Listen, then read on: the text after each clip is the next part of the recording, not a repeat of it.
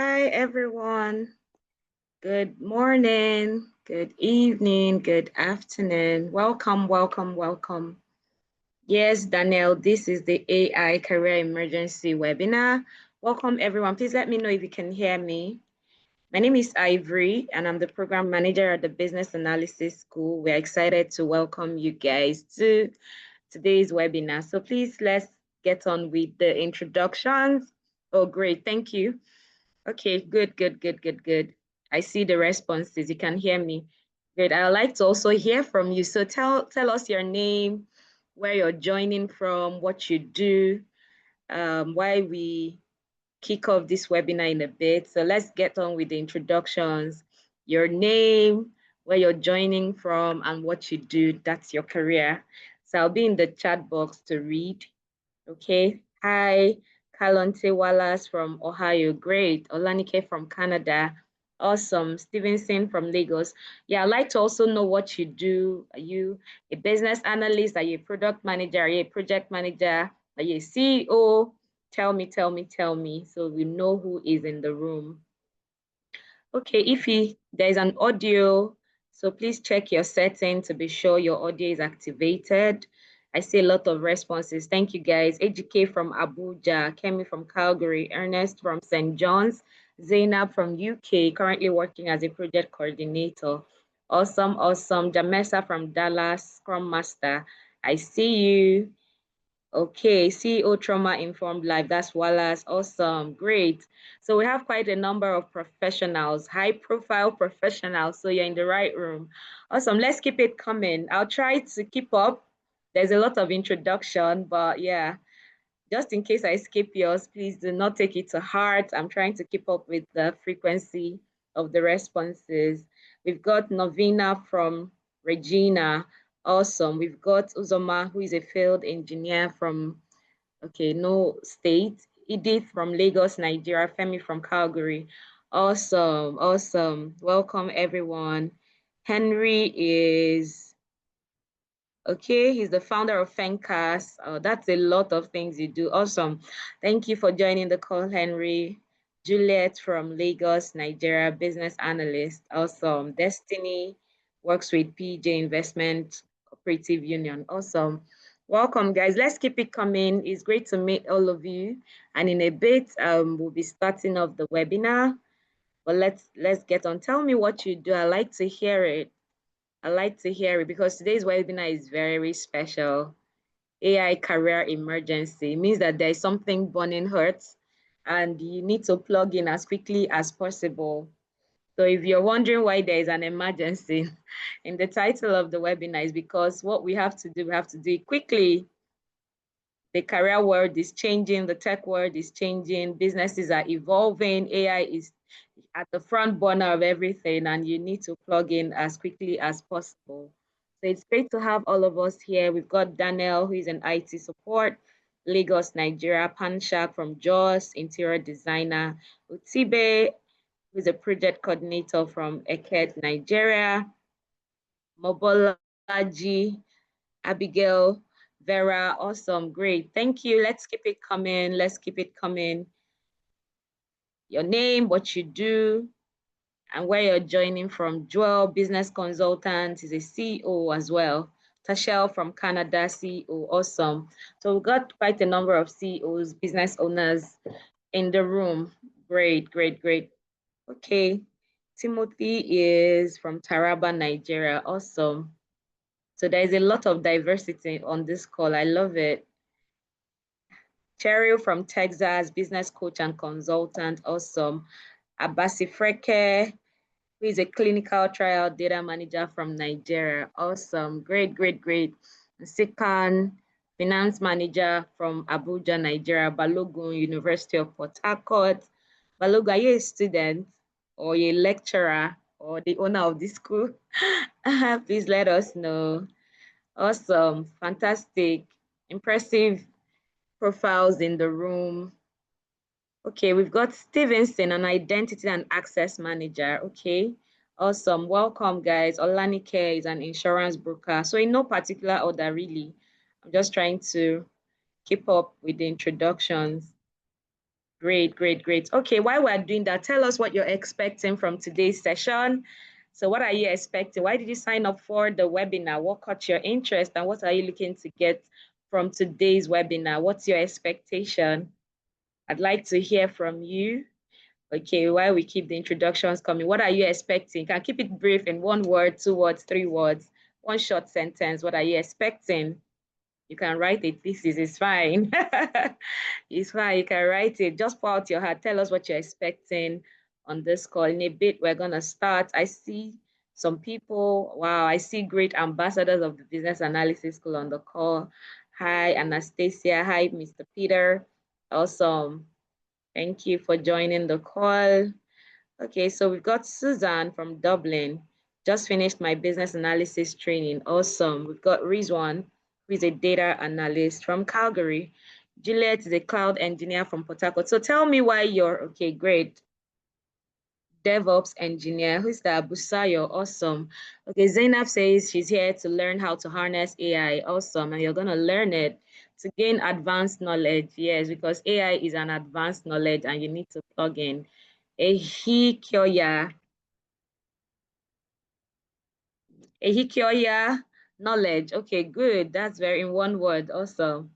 Goodness from Anambra, Nigeria, printing press manager. Awesome. Nice to have you on the call. Alanike would love to learn AI tools. This is an emergency. Absolutely. It cannot wait anymore because a lot of people have gotten a head start and you want to be among those people. So first mover advantage, I'm sure you guys know. As it is, we're already, but we're trying to get you there on that line. So great, Olanike, thank you for that. Dixon says knowledge, awesome. Evolving AI strategy from Olufemi. Great, great, great. So we're in the right room. So I'm trying to make sure that the expectations are right. And we also have the right people on this call today. So great, I love it.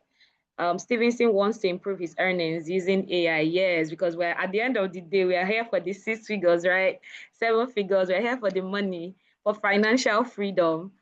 Great. So yeah, I agree with you, Stevenson, to improve our earnings because I know all of you are earning some way, somehow, but there is room for more, right? Yes, and that's what we are planning to do for you today. Show you how you can leverage AI, put it into your business, your career, your job, and get ahead in your career, get that promotion, land that new job, earn 6 figures, 7 figures, 8 figures. There's no limit to how much you can really earn in this time and season.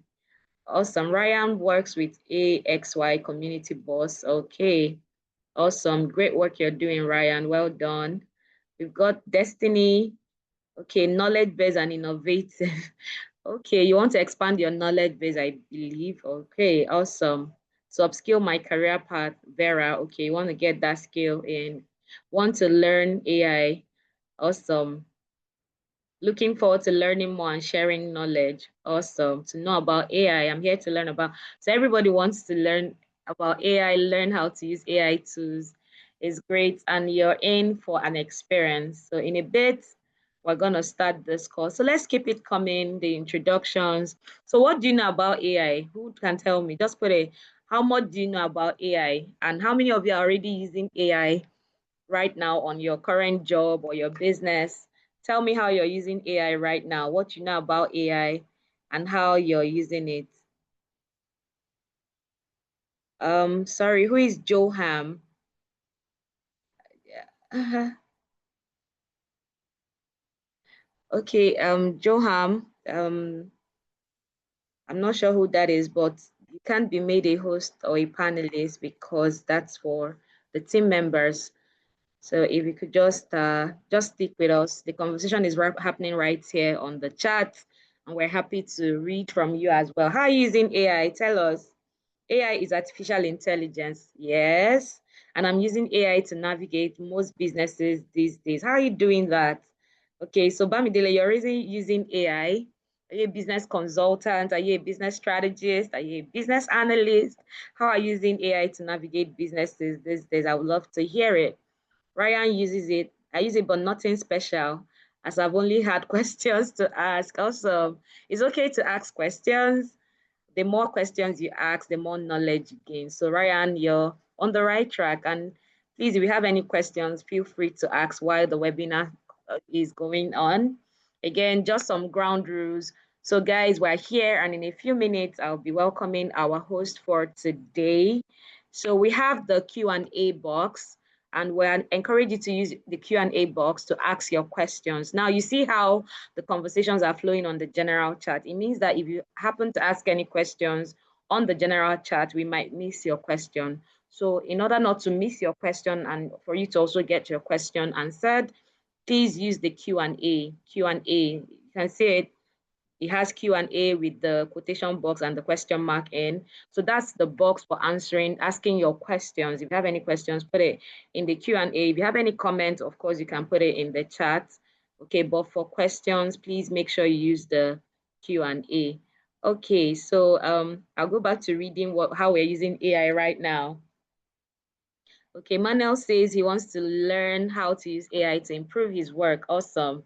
Very important. AI is smart tool to simplify tasks. Yes.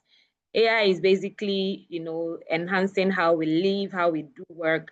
A lot of people are doing smarter work with AI, doing more in less time using AI. So that's the whole point. It's not here to replace anybody's job.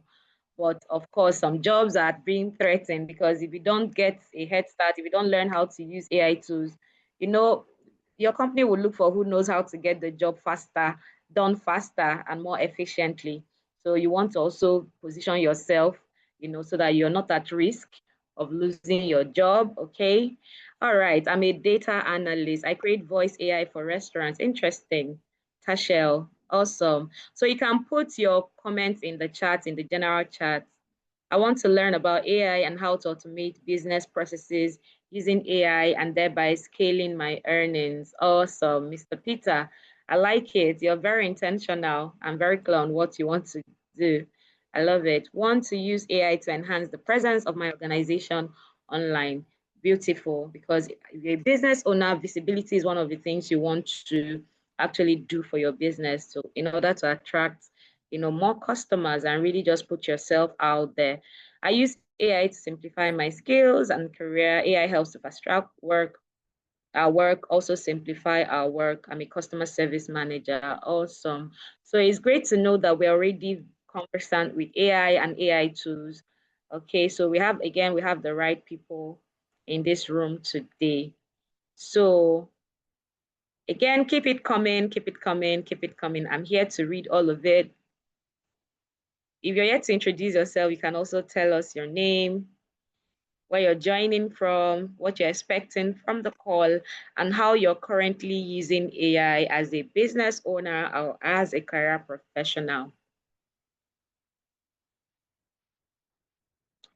As a business owner or as a career professional.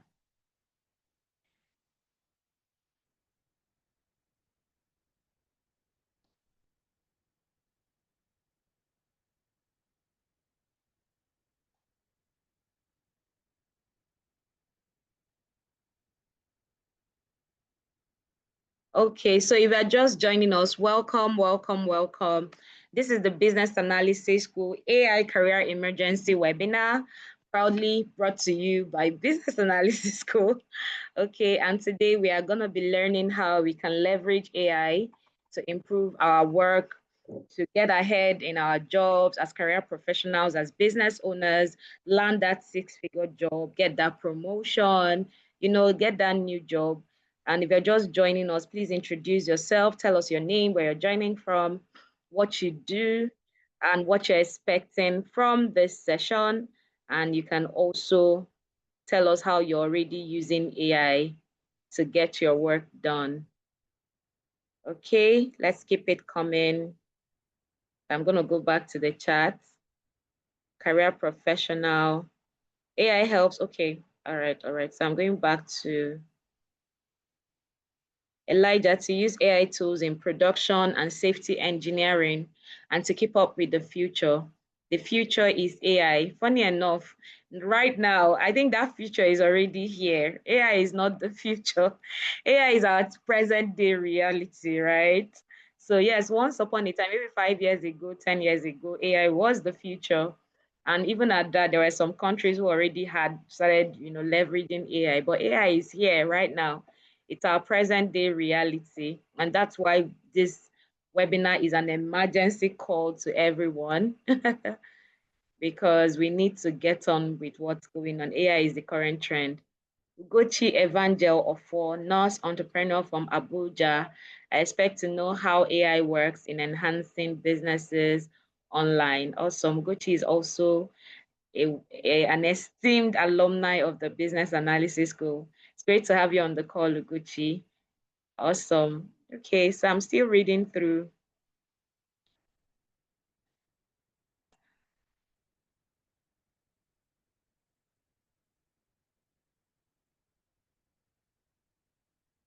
Okay, let's keep it coming. Introductions. So how are you using AI right now? If you're not using AI right now, tell me you're not using it and you're hoping to learn how to use it. Okay, how are you using AI right now on your job? How are you doing that? How are you using AI? Yes, it's great to see you, Gucci. Great to see you too. All right, guys, let's keep it going. We have 156 people, and I want to also complete rookie novena. Yeah, and I'm sure people the same more people share the same sentiment, which is why we are here, right? And even if you're not a rookie, you're here because there is no end to how much knowledge you can gain. In fact, again, the more knowledge you gain, the more you can use it to, enhance your work or your business. So great. By the end of this call, you will not be a rookie. You would have at least gotten something to say that you have an idea. But of course, this webinar is just the start of a journey, right? And it's a great start to a fantastic journey to that veteran level that we hope you will get to. Hi, Novina. It's great to meet you. Toyin aligns with Novina. It's great. So, Novina, you're not alone. We have a handful of people who share the same sentiment. Ehikio here. I'd like to learn how AI can enhance green building development. Interesting. I love it. And you're going to learn that on this call. Charles is not using AI right now. Great. So after this call, you would start using AI. I'm sure about that. I'm not using AI now, but I want to learn how to use it. Absolutely. Okay, that's the whole point of this call. Stephen is a retail ambassador responsible for the sale of all Zenith Bank e-products and e-services in Bauchi State. Awesome, awesome. Welcome, Stephen. Welcome, welcome. Okay, not really, but use AI a little. How are you using it a little? I want to know, Sika, how are you using it a little?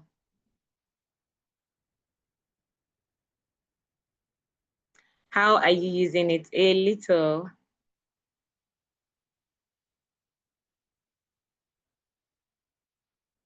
So who can tell me how you can use AI to improve your business process? Anybody, does anybody have an idea?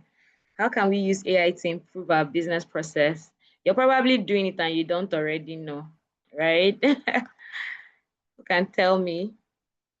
I'm not using it, but I would like to know how to. Great. You're in the right room, and in a few minutes, you're going to learn how to.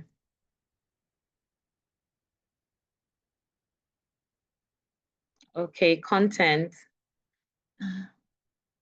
Elijah is a production and safety engineer. I want to improve in my career by using AI in production and safety engineering.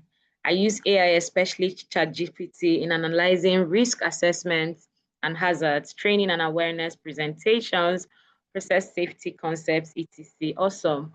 You're using it well. You're using it well. You're using it well. Well done, Elijah. And you're going to even learn how much more you can do with AI as it relates to your business. Thank you for that detailed introduction.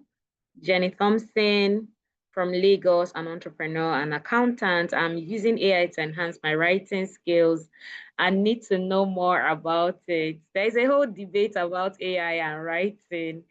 So some people think that AI is making people not use their brains anymore. Who agrees? Are you for or against that school of thought?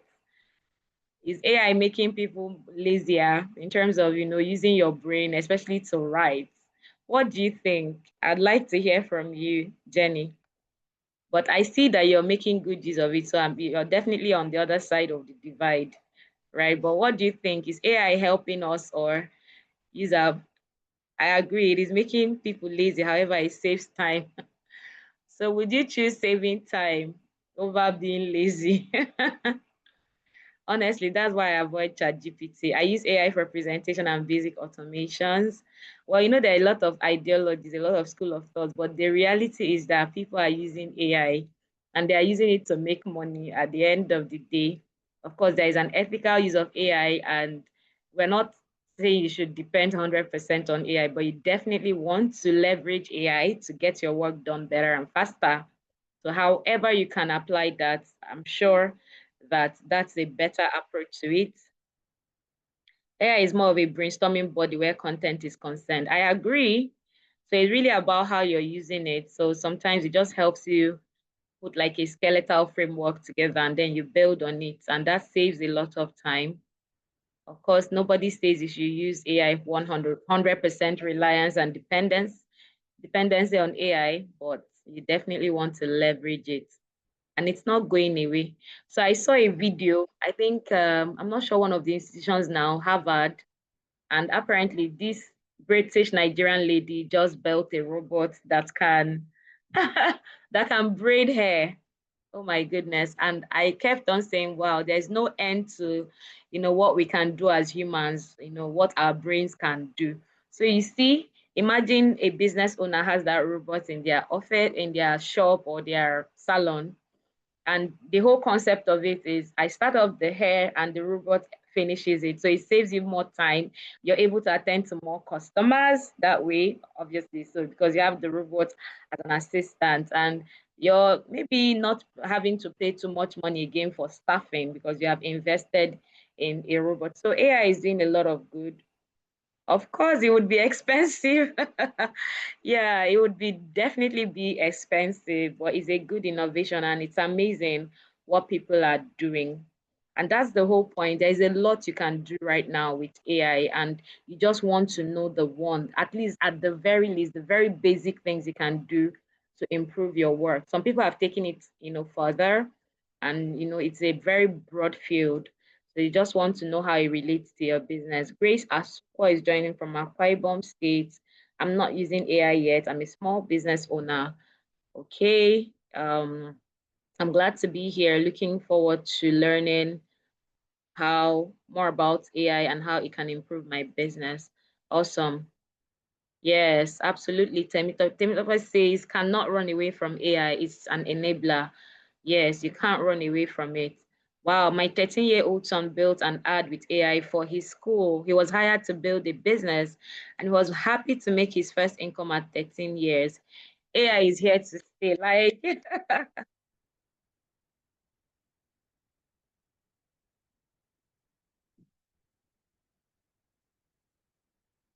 okay. All right, Juliet, that's amazing. And congrats to you and your son. I'm so glad to hear. And that's really what AI, people are leveraging AI. Okay, great. People are leveraging it. All right, guys, thank you so much for keeping the conversation interesting.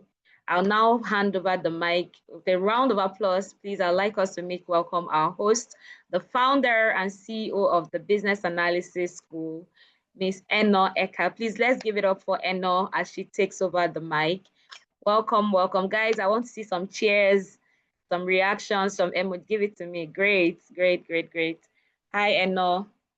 Welcome. Over to you, please.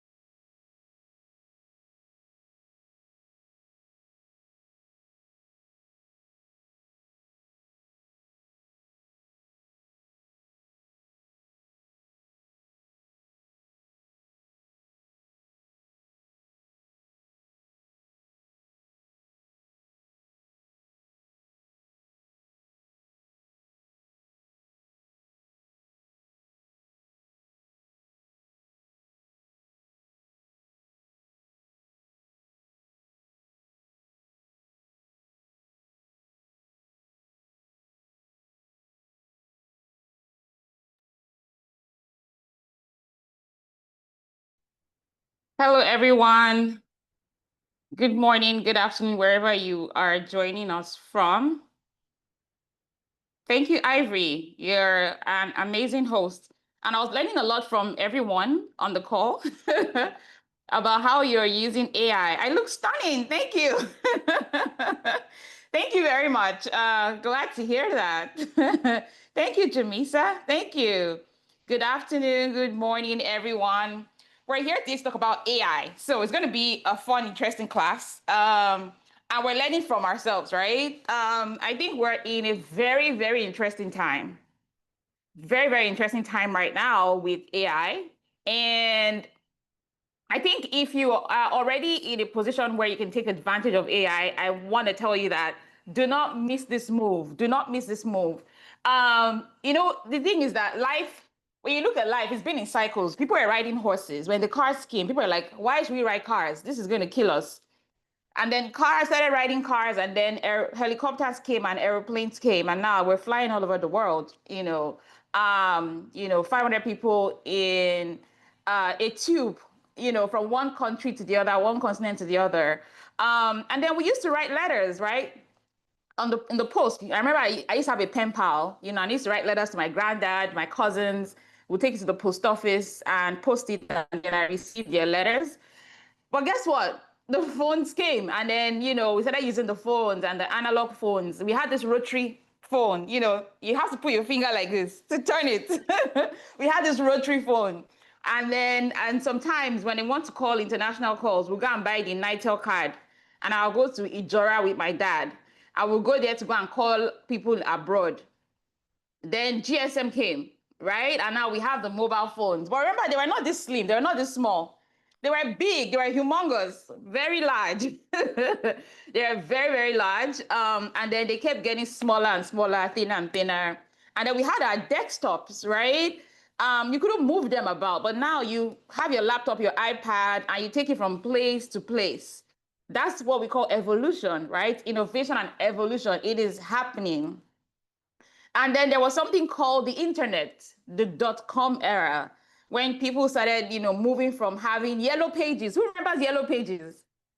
Who remembers yellow pages? If you wanted to call someone, you have to get a yellow page book, and then you would open it, and then you would look for barbers or hairstylists or printers. It's not now that you can yellow and white pages. We had this big book in the house, and then there was a one for each family. So it's not now that people don't share their phone numbers, right? In the yellow and white pages book, like everybody's phone number was there. You still have it? And you're like, okay, the Williams family. The Williams family. I want to reach Tayo Williams. How can I guess the Williams family? And so we had the yellow and white pages, but now it's just evolved, and now we have the internet, and so you don't need to go to the yellow pages to find salons or hospitals or printers around me. Now we have Google, we have the internet.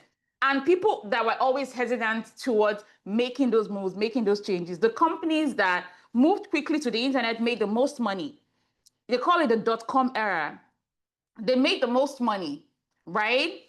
And then even with the Internet of Things came about, and then we had different iterations of the internet have come about over the years, and then tech became the in thing. Like it became like, okay, tech. What's technology all about? Before, it was just people who could code. That was technology. Like those are the people making money in tech. However, we got to understand that there were other people that needed to be in the ecosystem. And so we had, the rise of data analysts and data scientists. When I tell people that data analysts used to earn $300,000 a year because that was such a rare skill about 10 years or so ago, people, open up their eyes because right now, students in high school can do data analysis.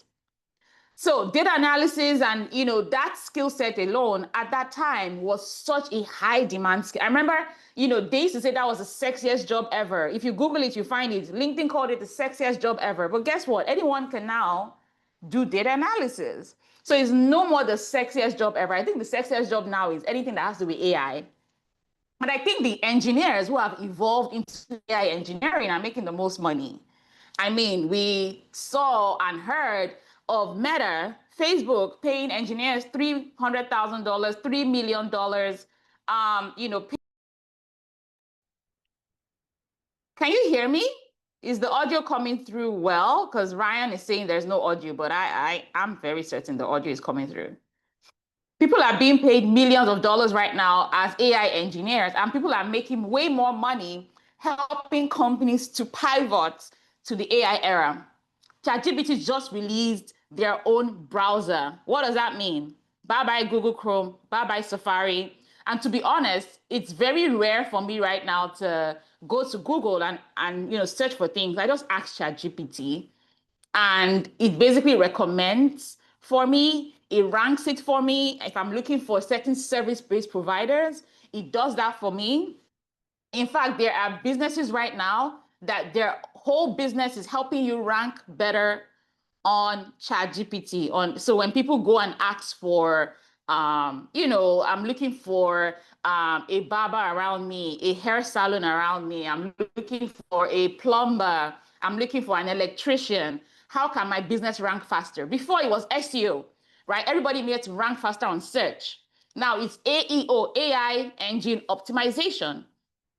So the world as we know it is changing. Where are you going to be?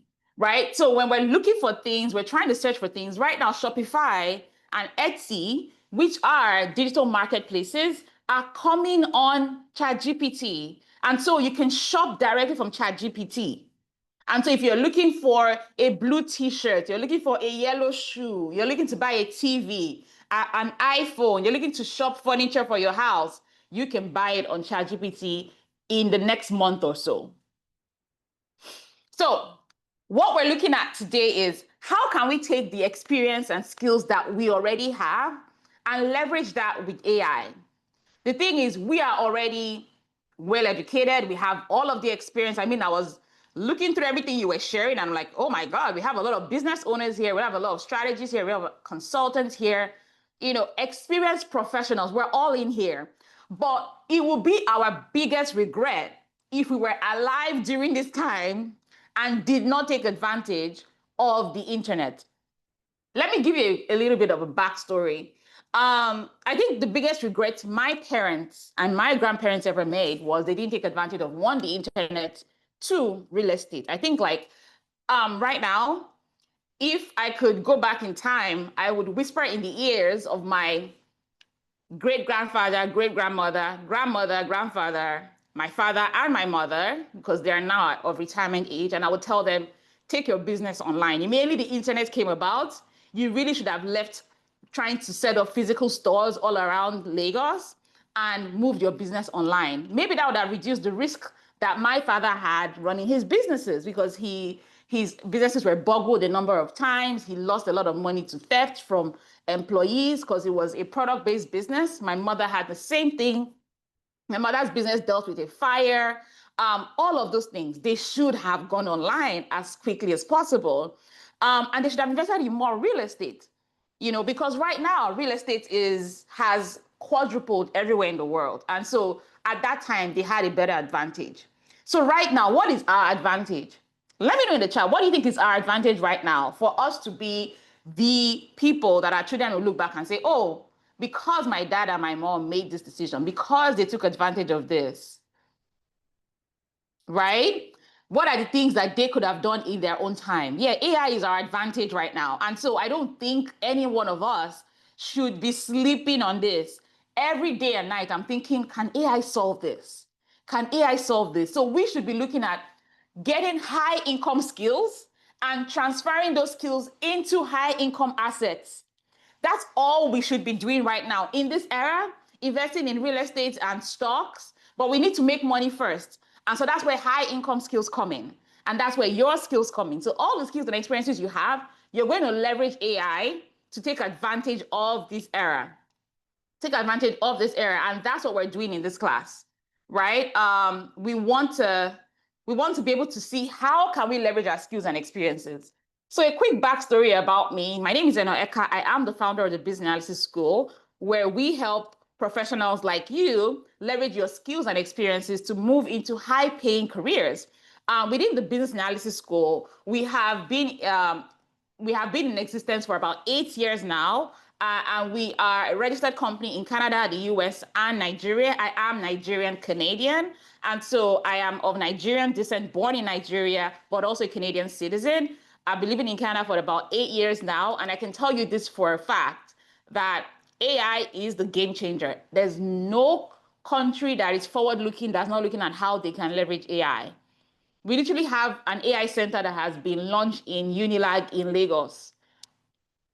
America has put out billions of dollars for AI. They're building out data centers. The same thing with Canada. Canada has, committed over 100,000 Canadian dollars, 100 million Canadian dollars rather, into AI.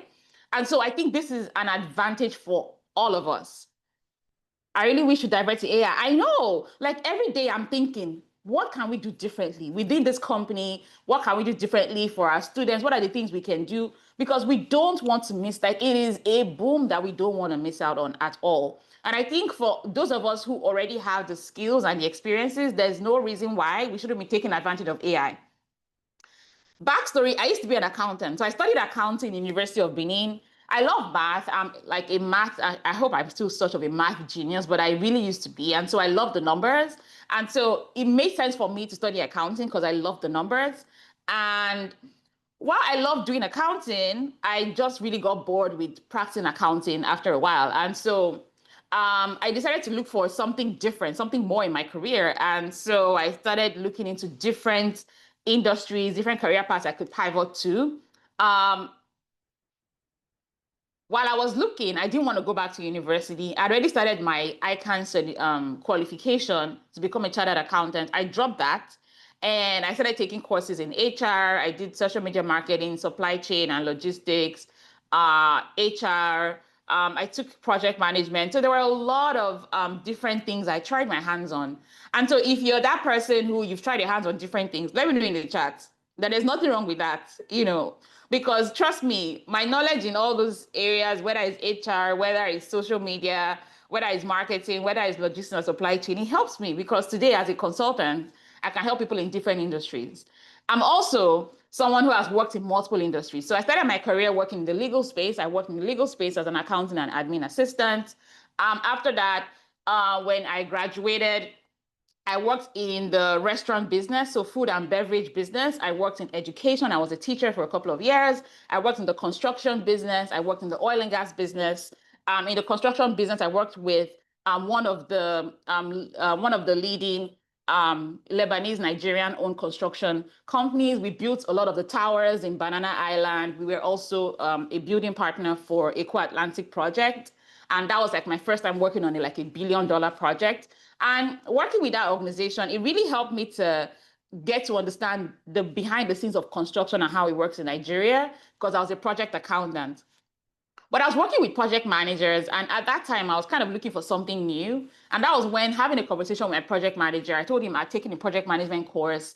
I'm looking to, get my PMP. And the funny thing is, during my project management program, the instructor mentioned business analysis and said, the kind of questions I asked, I would really be a better business analyst. And so I had a conversation with the project manager, and he's like, I actually think you would also be a great business analyst because the way you support us on our projects, you're kind of like the business analyst on the team. And so that sparked my curiosity with business analysis. And I did my research. I'm like, okay, let me go take a training in this and figure it out. So a lot of times there are people who have come to business analysis school and said, I want to be a business analyst. This is what I want to do. And for me, it was like, okay, let me see how it goes. I went to that training and it was a life-changing moment for me because I realized everything I've been doing was business analysis. Every little thing, every single thing I'd done was business analysis. I've been asking questions, helping them to save on costs, helping them to improve processes, helping with documentation, helping with creating manuals and training for staff within the organization, helping to adopt technology, leading the implementation of technology, managing vendors, improving the vendor process. Because in construction, it's a whole different ball game because you have vendors for everything, for nail, for iron rod, for cement, for sand, so you name it. So I brought I brought clarity to the chaos that was that business.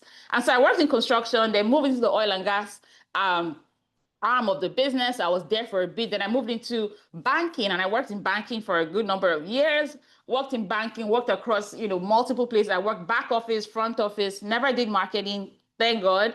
Uh, but that exposed me to a whole lot of behind the scenes of how banking systems worked. And I was just so intrigued. And when I worked in the bank, I worked on we upgraded our system from Finacle 7 to Finacle 10. I was on that project, really massive project. We were working with Infosys in India, worked on a lot of retail banking projects. I did a lot of international banking as well. So trades as well. I did trades, I did treasury. So I had a lot of, experience in different aspects of banking. If you're a banker, let me know in the chat if you're still in banking or you're an ex-banker. I think banking really prepared me for my business analysis journey, because I was able to leverage my experience as an accountant and then in finance to be able to move into the project management office. And so I moved to the PM office and I started working as a business analyst because I had my CBAP. And so I leveraged my CBAP. And then from there, opportunities started coming for me. Then I remember I was in the final stages of the interview process with Diamond Bank, and to lead their business analysis team. And then what we call Money Point today, they used to be called, I forget what they're called. They were called then, I think it was, I'll remember, but they're called Money Point right now. And so I was also going to be a business analyst on their team. And so at that time, it wasn't the in thing. Like business analysis wasn't the in thing. When you tell people I'm a business analyst, they're like, what is that? It was only in like banking, oil and gas, and consulting. Those are like the top industries we had business analysts in Nigeria at that time. And I still remember I had to go to Ghana to go and write the exam because we didn't have any centers in Nigeria to write the computer-based test. And at that point, my Canadian PR came, and so I moved to Canada, and that was like a game changer for me. It was a game changer for me. Debbie says, I realized I've been working with a business analyst mindset from my very first job. Yeah, if you're that person who's questioning things, asking questions, trying to improve things around you, you're already doing business analysis. And so moving to Canada was a game changer because it opened my eyes to so many opportunities in business analysis, right? I started getting interviews. Maybe I landed Canada, interviews back to back. While I didn't get a job as immediately, I got a job within 2 weeks. It was a lot of learning because moving from Nigeria to Canada, the interview process was different. The resume, how my resume should be put together was different. So I had to learn really quickly how to make that pivot. And it was just like a switch I needed to make. And once I made that switch, it was a game changer because I landed multiple six-figure job offers within 6 months of being in Canada. And then I started working within the banking space in Canada. So I worked with the bank, I worked with BMO, moved to Celero, and that's where I was working as, the lead business analyst on the Unified project. The Unified project was a merger of multiple credit unions. So it was a merger of multiple credit unions across Alberta. And so Connect First Credit Union bought off a couple of credit unions across Alberta in Canada, and we had to convert each credit union, which is a financial institution, we had to convert each of them, convert their banking system, and then merge their banking systems. So it was a humongous project. It was a 2-year project, and I was the lead on that. And while working in that organization, I was the only Black person on that team. I was the only Black woman on that team. And that really got me to see the behind the scenes of what it looks like. And so in that moment, I started bringing more people, more of my people into the organization. I started showing people, you know what? If you moved here from any other country, you can do the exact same thing, because I feel it's even easier to do this job here than back home where it was way more stressful. And so I started talking more about it online, on LinkedIn, my WhatsApp, and people started asking me questions. And that's really how people started saying, you know what, let's pay you to teach us. Let's pay you to teach us how to become a business analyst because you really know this thing. Like, don't send us to those traders. Like, they don't know how to leverage experience because you leverage your accounting experience to do this in consulting, in banking, in fintech, and you are crushing it. And so basically that's how the school started. And so I used to have like a Zoom session like this on Saturdays, and then I'll put the recording in a Google Drive. And that was our school inside of a Google Drive until the school started to expand and I remember, you remember. And so we started to expand and grow. And then we started having, people join us from different countries, Nigeria, South Africa, Dubai, Cyprus, Malaysia. And before we knew it, we had students joining us from different parts of the world. Our team kept growing and growing and growing. From Clubhouse. Yeah, you remember I used to do all these, classes and trainings on Clubhouse, when Clubhouse was a thing during the pandemic. And right now, we have grown so much. Our growth is, sometimes I'm wowed by that. We have an amazing team behind the scenes who are supporting, the journey, and we're excited about, where we're going. But the next level for us is AI. Like every one of us needs to start to progress with AI. And so today, in this class, I have invited the one and only, who is our instructor here, Tayo. Tayo has been with the BA school for over 5 years now. He has taught thousands of people, within the school. And he has, somewhat of a similar experience to mine. And we're going to be discussing about the AI career emergency, why every one of us needs to leverage AI, why we need to start learning AI and taking that on, like why we need to do that. And so, Tayo, if you're here, I would love to invite you to come join me on the stage right now so we can have this conversation about AI and why we need to start learning AI right now and what your recommendation is for every one of us on the call. Hello, Eno. Hi, Tayo. How are Yeah, you? I'm doing well. I'm so excited to be here. I'm seeing all of messages, all of the comments being made about people Yeah, and how they are using AI. So it's really interesting to see all of yeah. these comments and also to hear your journey again. It's always so exciting to hear how far you've gone and yeah, so excited to be here. Awesome. All right. So I know there's a couple of alumni, if you're an alumni from the business analysis school, put alumni in the chat, right? I'm sure you're so excited to see Coach. All right. So tell us about you. For those of us who don't know who you are, tell us who's Tayo. Okay, so yeah, who is Tyra? Yeah, that's very yeah. I'll you're give you this. you're on the hot seat today. I'll give the short version. So uh I've been I've been a business analyst now for about 18 years, and that experience I've cut across several industries, finance. I've also worked in banking. So when you said something about banking, yeah, I can really relate to that. Government, public health. So my experience as a business analyst is quite diverse. I help team implement different digital transformation initiatives and business analysis practices across all of these different Mm, industries. Of course, in Canada, I'm also I'm originally from Nigeria. I've been in Canada now for 8 years. I was talking about it, a few days ago, and you know, not too long ago, but 8 years goes by pretty it fast. does. Um, It does. yeah, I've seen firsthand how the role of business analyst has also evolved. Okay. Mm, From the typical documenting requirements, carrying out requirement elicitation, and all of those.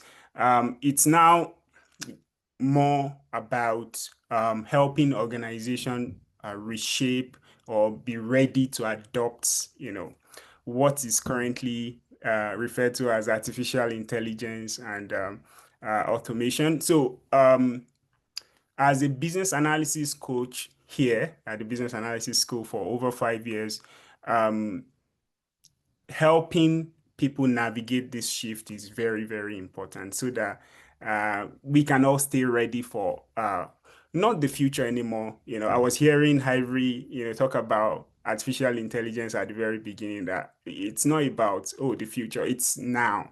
a lot of things are, shifting. In most organizations, it's not about, oh, when are we going to implement, or if we are going to even implement AI or adopt it, is about, there's urgency for it. So as a business analysis professionals, or those trying to have that career shift to business analysis, the business analysis school can help you navigate that entire process. And we're here to support you and know how to start using some of these AI tools to, help you position yourself as if for in the forefront of this, digital transformation. Okay. So just to wrap it all up, I'm here. The business analysis school is here. We have the necessary skills, coaching skills to help you navigate all of this journey. And feel free to ask questions. We're here to help answer those questions. Yeah.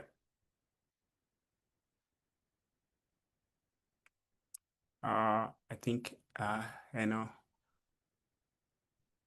Hi, Eno, are you there?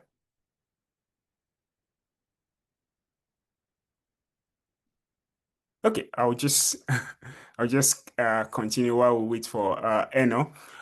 So a lot of the time, it's not about, the industry is rewriting how business analysis as a practice is seen now. So it's a matter of how do you stay ahead of this whole transformation? What skills do you need? Okay. How do you, as a business analyst, start to identify those repetitive tasks that you would typically carry out in your organization or even in your business? How can you identify those tasks and use existing tools, not in the future, now? How can you use those tools to help you work more efficiently and be more productive? Okay, so we all need to position ourselves at that moment in history whereby when we encounter any problems, we are able to see how uh, the current tools we have can help address some of these problems, in which case AI. So it's very important that we are ahead of this. Otherwise, it's not a matter of, oh, AI is going to replace my job or replace me as a business analyst. Is what organizations are looking for are those that understand how to leverage these tools in order to give them competitive advantage. You don't want a situation like, once you know this, you would most likely be in meetings where strategies are being developed to build or separate the organization from the rest of the pile, rather than, oh, AI is replacing my job. So I want you to move from that mindset of, oh, AI is replacing my job, to how can I leverage AI to set me apart as a professional, for example, or as a business owner. That's the mindset shift I want everyone in this session at this point in time to start having. How can I leverage these tools to make me a better professional, a better business owner, entrepreneur, and so on and so forth. All right. Yes. Are there any questions? Am I missing some comments? I'll just check um,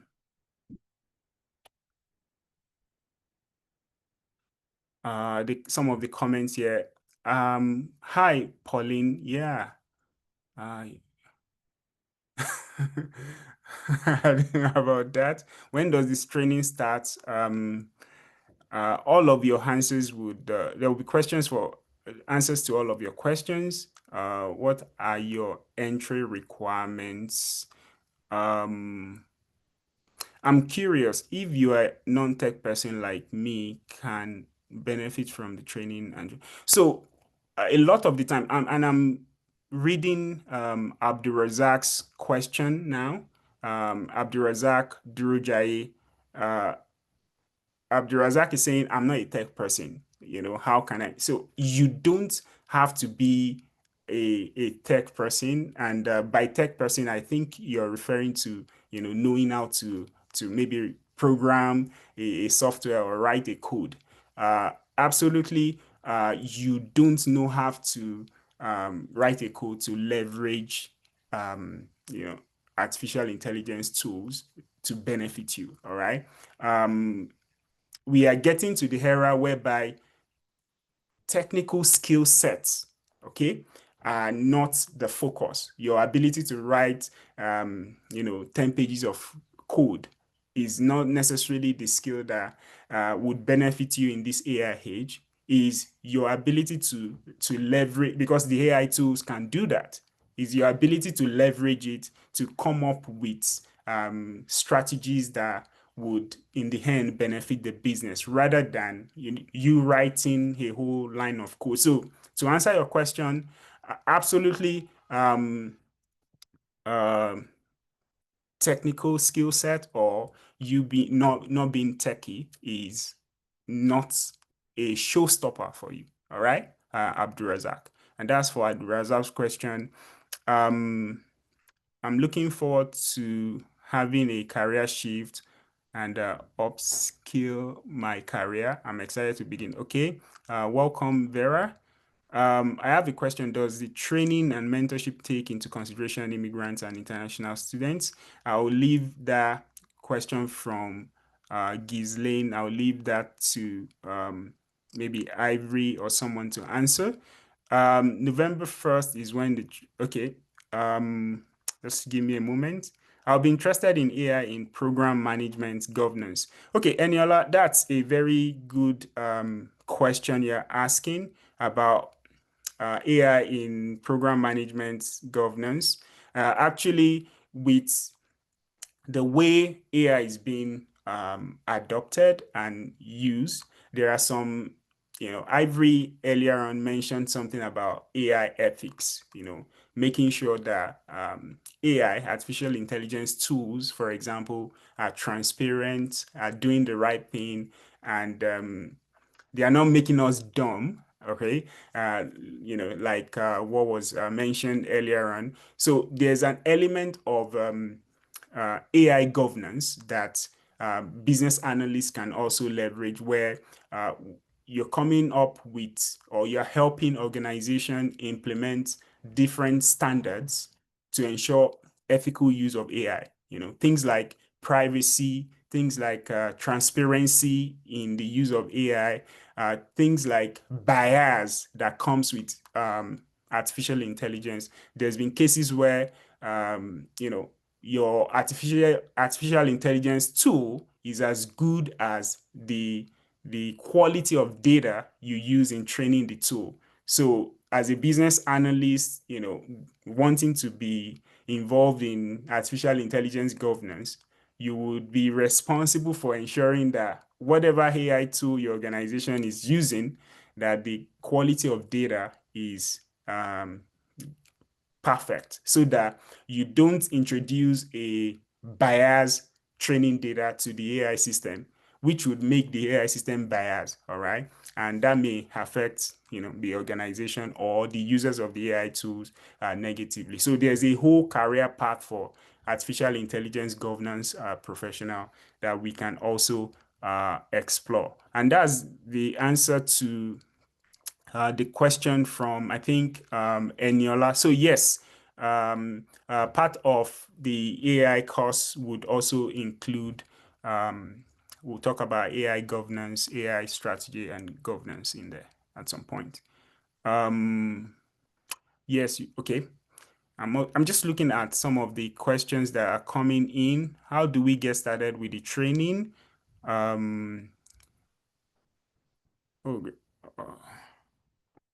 okay. Oh, great. But I actually meant use of AI in government. Is it the same as what you? So yeah, use of AI in government is okay. Is is slightly different from what it is I said. So it depends on how you want to position yourself. Do you want to position yourself using the tool when you find yourself in government, public sector? That's fine. All right. Leveraging, seeing how AI tools can, make, for example, repetitive processes or rule-based processes more efficient and so on and so forth, right? That's one. Another aspect of governance would then be before we start to allow government employees to use these AI tools, we want to make sure that the tool is, takes privacy into consideration. It takes bias into consideration, things like that. We want to make sure that the AI tool is being used ethically. All right. You can also work within a government institution, maybe in the Department of AI governance and so on and so forth. So there are just two aspects of it. All right. Okay. All right.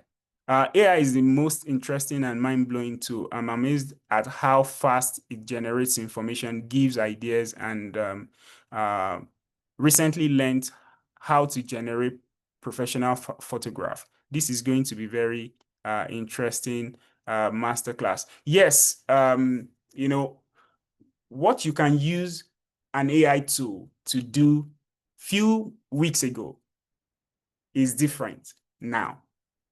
Today on Saturday, today is the 25th of October. Why? There's a lot of work going into, the rate at which there's advancement in AI is going at a very high level. And we as professionals, as business owners, we just need to be ahead of that game. We need to position ourselves in such a way that, we're ready for that transformation that is coming. All right. So yes, it's good that you're making use of it. And I want to, and this is to Zandal's question. I want you to also do something.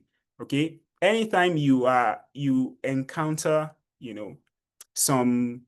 some issues, all right, maybe business related issues, begin to think about how can I leverage AI to solve this business problem, all right, and try to exploit, because when you start thinking like that, you're setting yourself up for the future. You're preparing yourself for what it is that is coming in the future.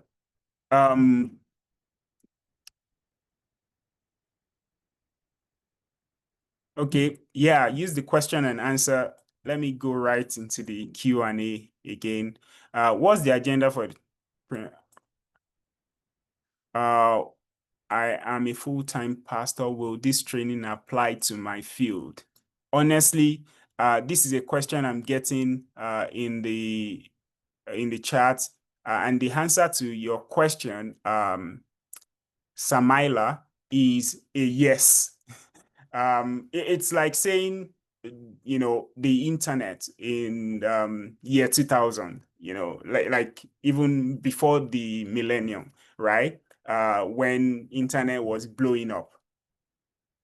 At this moment, you can stream, you can stream services, you can do all sorts, right?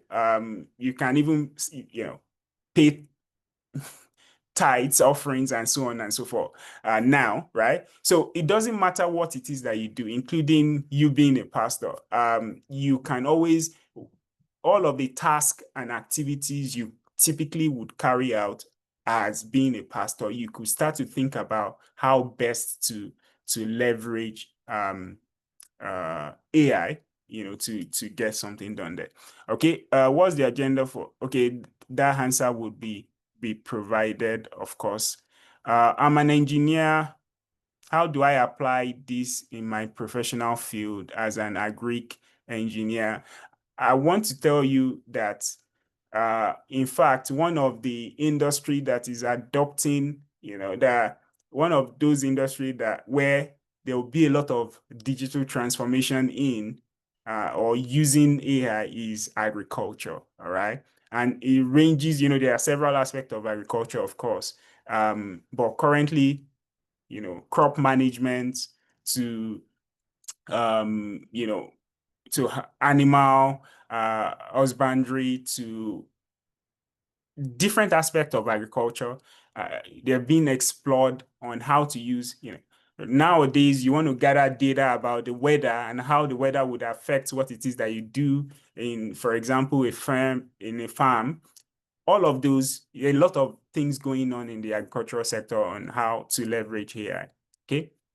What will be the benefits for traveling consultants? See, this is how I want you to see AI, all right? So that we don't start bringing up different aspects of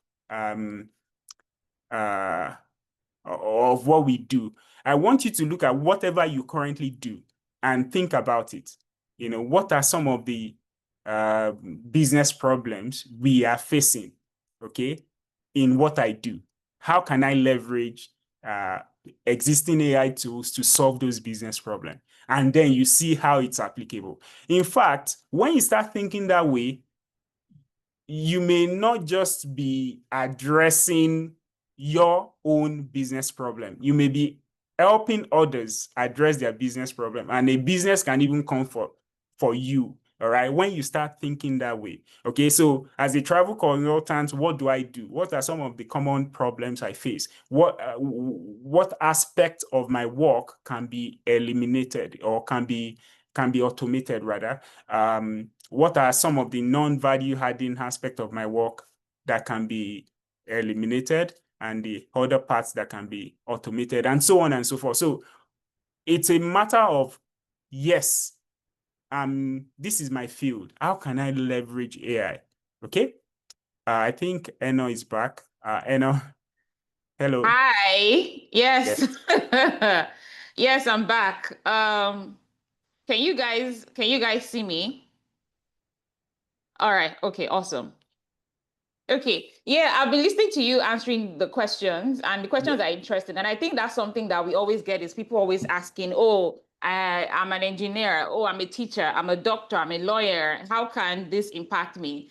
But the thing is, you have to rewire your mindset to get out of that and see how can this solve problems. So once you get into that problem-solving mindset, that's the game changer. Once you think about how can this solve problems within my industry, that's where you can start to think of how you can leverage AI. If you start thinking about, oh, I am this, I am that, can this solve problems? Yes, period. So that's it. So I do have questions I want to ask you, Tayo. Yeah. I know you've been answering questions in the chat. But as a business analyst, right, and as someone who has worked in multiple industries and lots and lots of projects, right, how do you see AI, redefining the business analysis role? So, yeah, it's a good question. So every major organization now wants AI literate business analysts. Okay. The job title hasn't changed, but the expectations have changed. Maybe the salaries are also the same, but Mm-hmm. that's just by a side discussion. So typically what's happening now, the expectations have changed, what it is that they expect from you.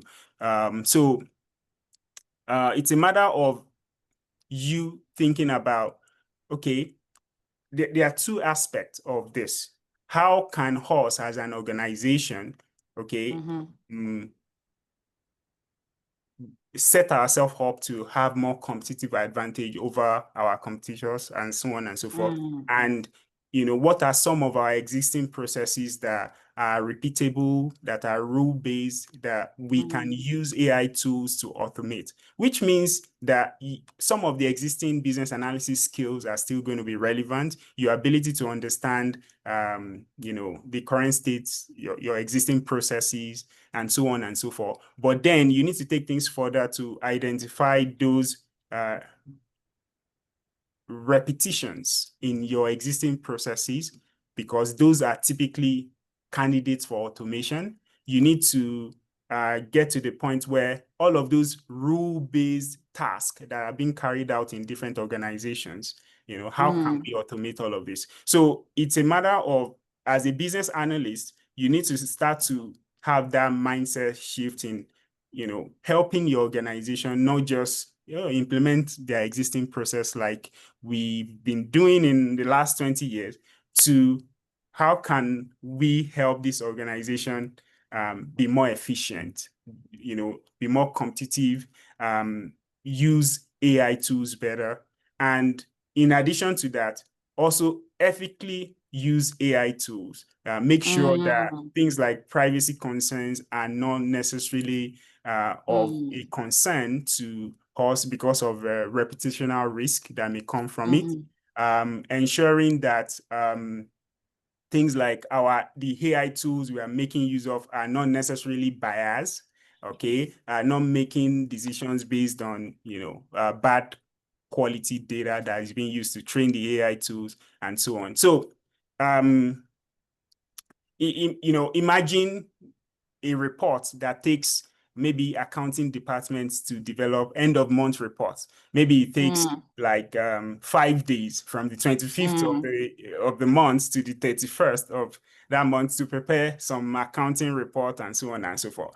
Now, with what we have, I mean, the current transformation that is going in artificial intelligence, that can be reduced to 20 minutes or 15 minutes from 5 days. That's a lot of, and there are some other next level things that are coming up, things like agentic AI that would probably be replacing human intelligence. Like you have organograms where you have agents, AI agents doing certain things. They have a role to play within an organization. And we wouldn't get to that point if, as business analysts, you are not identifying all of these different processes or tasks within your organization that can leverage the use of AI and so on and so forth. Yeah. That's fantastic. So I want to ask you some certain questions. So I know we're in this age of AI, and then within the business analysis school, we've been teaching about AI business analysis, and we're teaching about AI business strategy. One of the core questions we usually have is about tools. So there are so many tools. There are over 1,000 AI tools out there right now. Too many. So many of them are doing the same thing. But right now, for us as professionals, IT professionals, business analysts, project managers, entrepreneurs, what are the key AI tools we need to be learning? And, which ones are we focusing on within the program, within the AI program, and why? Okay, so as a business analyst, we are involved in, several different, steps in the transformation or change process, starting from identifying business problems all the way to implementing the solution, all the way to finding out whether or not that solution that we've implemented, including AI-related solutions, are delivering value or not. So it's a whole lot of steps involved in the transformation journey. So from a business analyst point of view, there are several tools that can make our work more efficient. And for this program, we are going to be learning tools like, of course, our popular AI tool, which is ChatGPT. Like I know it's, it's what started all of this discussion back in 2022 when, they released the first version of ChatGPT. There are a couple of things that, business analysts are involved in, for example, requirement elicitation and so on and so forth. So how do you leverage a tool like that?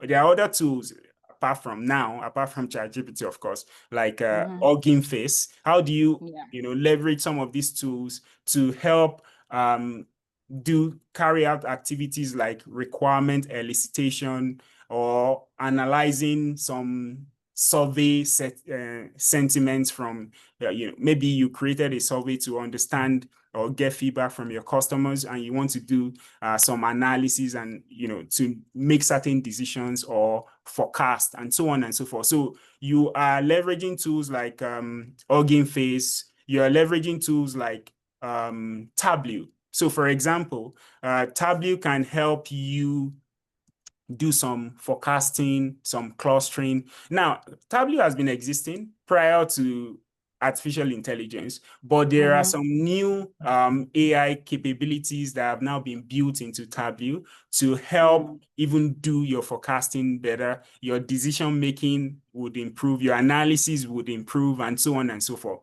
So as part of this program, we'll be learning, for example, how to use this tool like Tableau to build AI dashboard so that you can do things like communicate predictive insights to your stakeholders and so on and so forth. So the point I'm trying to make is that all through the change cycle, there are different aspects that as business analysts, we can leverage existing AI tools to make our work more efficient. I've mentioned 2 tools already, or 3, like Hugging You've Face, mentioned 3, Strategist. yeah. Okay. We also would be covering a tool called UiPath. Is a robotic process automation tool. So within organizations, you have situations where it may not necessarily be in your department. It may be anywhere within your organization where you have a lot of tasks that you carry out. It has high volume task is what we call it. High volume task or task that has some low complexity, and it's repetitive in nature and rule based. You see, those type of tasks within your organization are tasks that can easily be automated. And that's where a tool called UiPath comes in.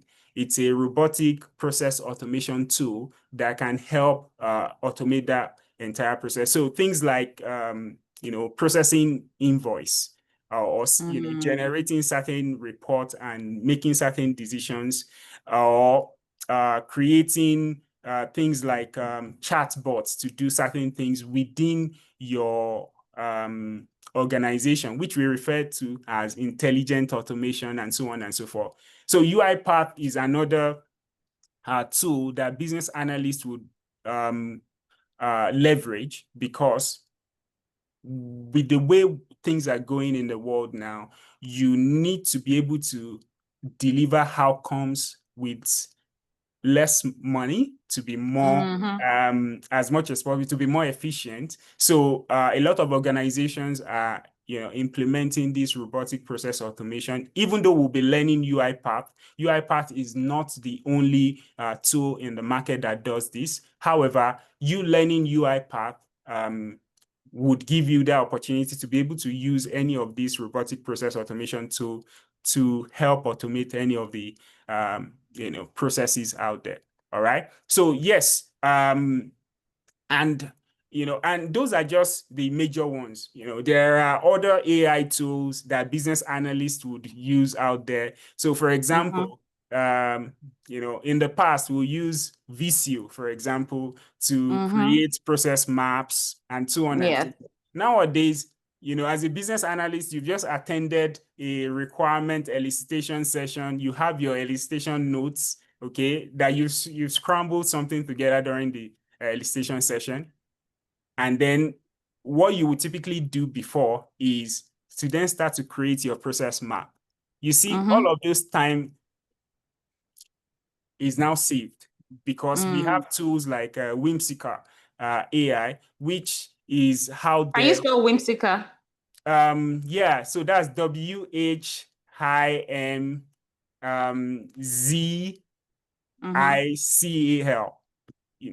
Thank you. So we have Whimsical out there where you could just using your natural language, simple English, type in what it is that your elicitation, in fact, practically just copy your elicitation notes into this tool, and it generates a a cross-functional business process for you. So something that would typically take you maybe 5 days, where you create the first version, send it to your stakeholder to validate, and you modify. You could generate your first draft within 2 minutes, do your validation with your stakeholders, which simply means you could finish everything in half a day instead of 5 days. All right. So we need to be able to learn this tool. So it's not a matter of, is my organization going to adopt AI? It's a matter of, am I going to be in the position as business analyst to lead those conversations within my organization? So you don't want to be that person where they are trying for you to, let's get Tayo to adapt to this change. You are that person actually leading people in that direction. Okay. And that is one thing I want us to have at the back of our mind, that don't think organization, our organization, we are not going to do this.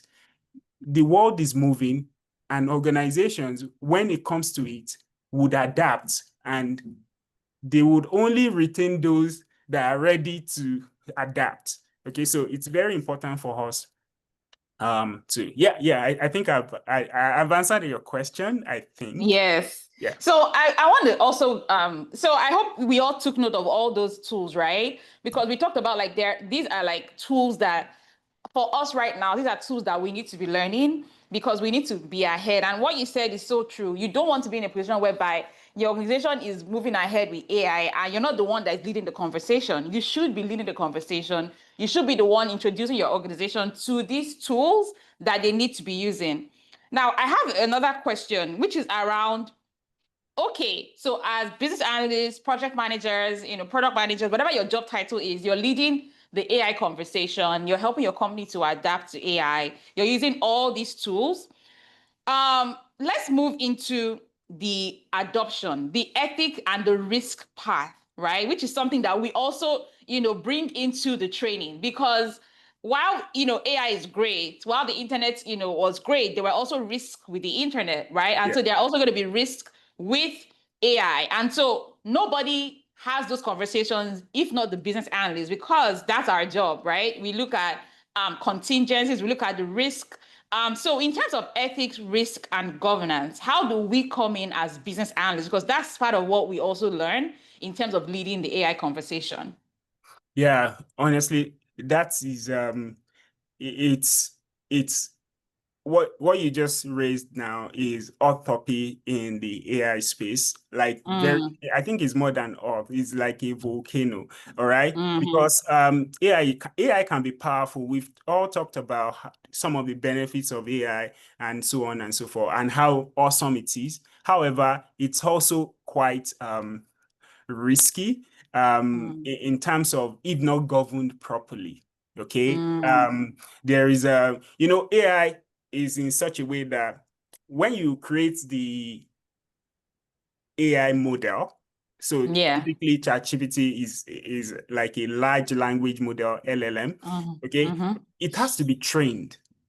Okay, for it to then learn and then be able to carry out some of these tasks that we all benefit from.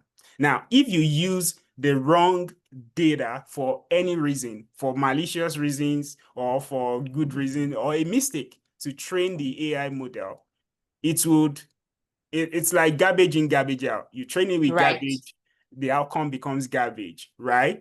And that's where things like data bias comes in, things like privacy breaches come in, and when we say data bias, we are talking about, imagine there's an example of this. It's not like it's something that we're just thinking. There are instances where AI models are trained with, for example, bad data, and they in order to make decisions about who to give loans to, okay, kind of discriminated against certain group of people, all right, based on the fact that the data that was used to train the model was already biased. So, and this is where we also come in as business analysts, all right? Because as business analysts, we have that responsibility to ensure quality data is being used to train these AI models.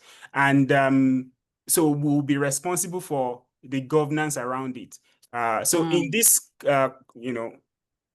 program that would be doing, would learn how to do some testing around ensuring that the data that will be used to test the AI model before it's even released or before we start to use it is the right set of data that is free of any privacy related information and biases, all right?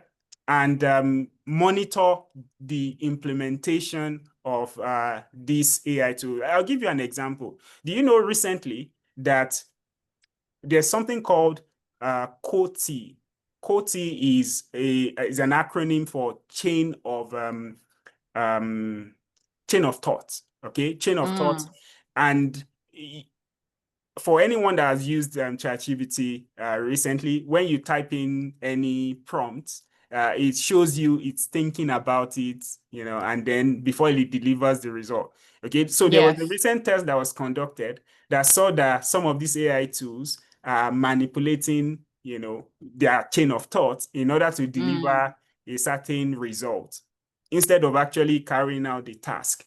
Okay, so the point I'm trying to make is, as much as possible, we're talking about how good these tools are. There's that aspect of ethics, risk, and governance that ensures that we want AI tools to be ethical. We want it to be risk-free to the best of our ability. And we want it to be accountable, So things like, as a business analyst, you'll be asking yourself, the data that is being used to train these LLMs, all right, where do the data come from? How do we explain, to our stakeholders some of these AI-driven data and so on and so forth? So part of this program or course would cover things like around the discussion around privacy examples and what you should be doing as someone within an organization where there is AI governance. The kind of questions you should be, the kind of would a lot of the time focus on, the most matured AI governance standard is the European Union governance standard. So we would be making a lot of reference to the European standard around AI governance as part of this program. We just want to, so we are not just using AI, we want to use AI right. We want to make sure the AI we are using within our organization is ethical, is risk-free to a certain extent, and so on and so forth. So part of this program will also cover that. Yeah, that's fantastic.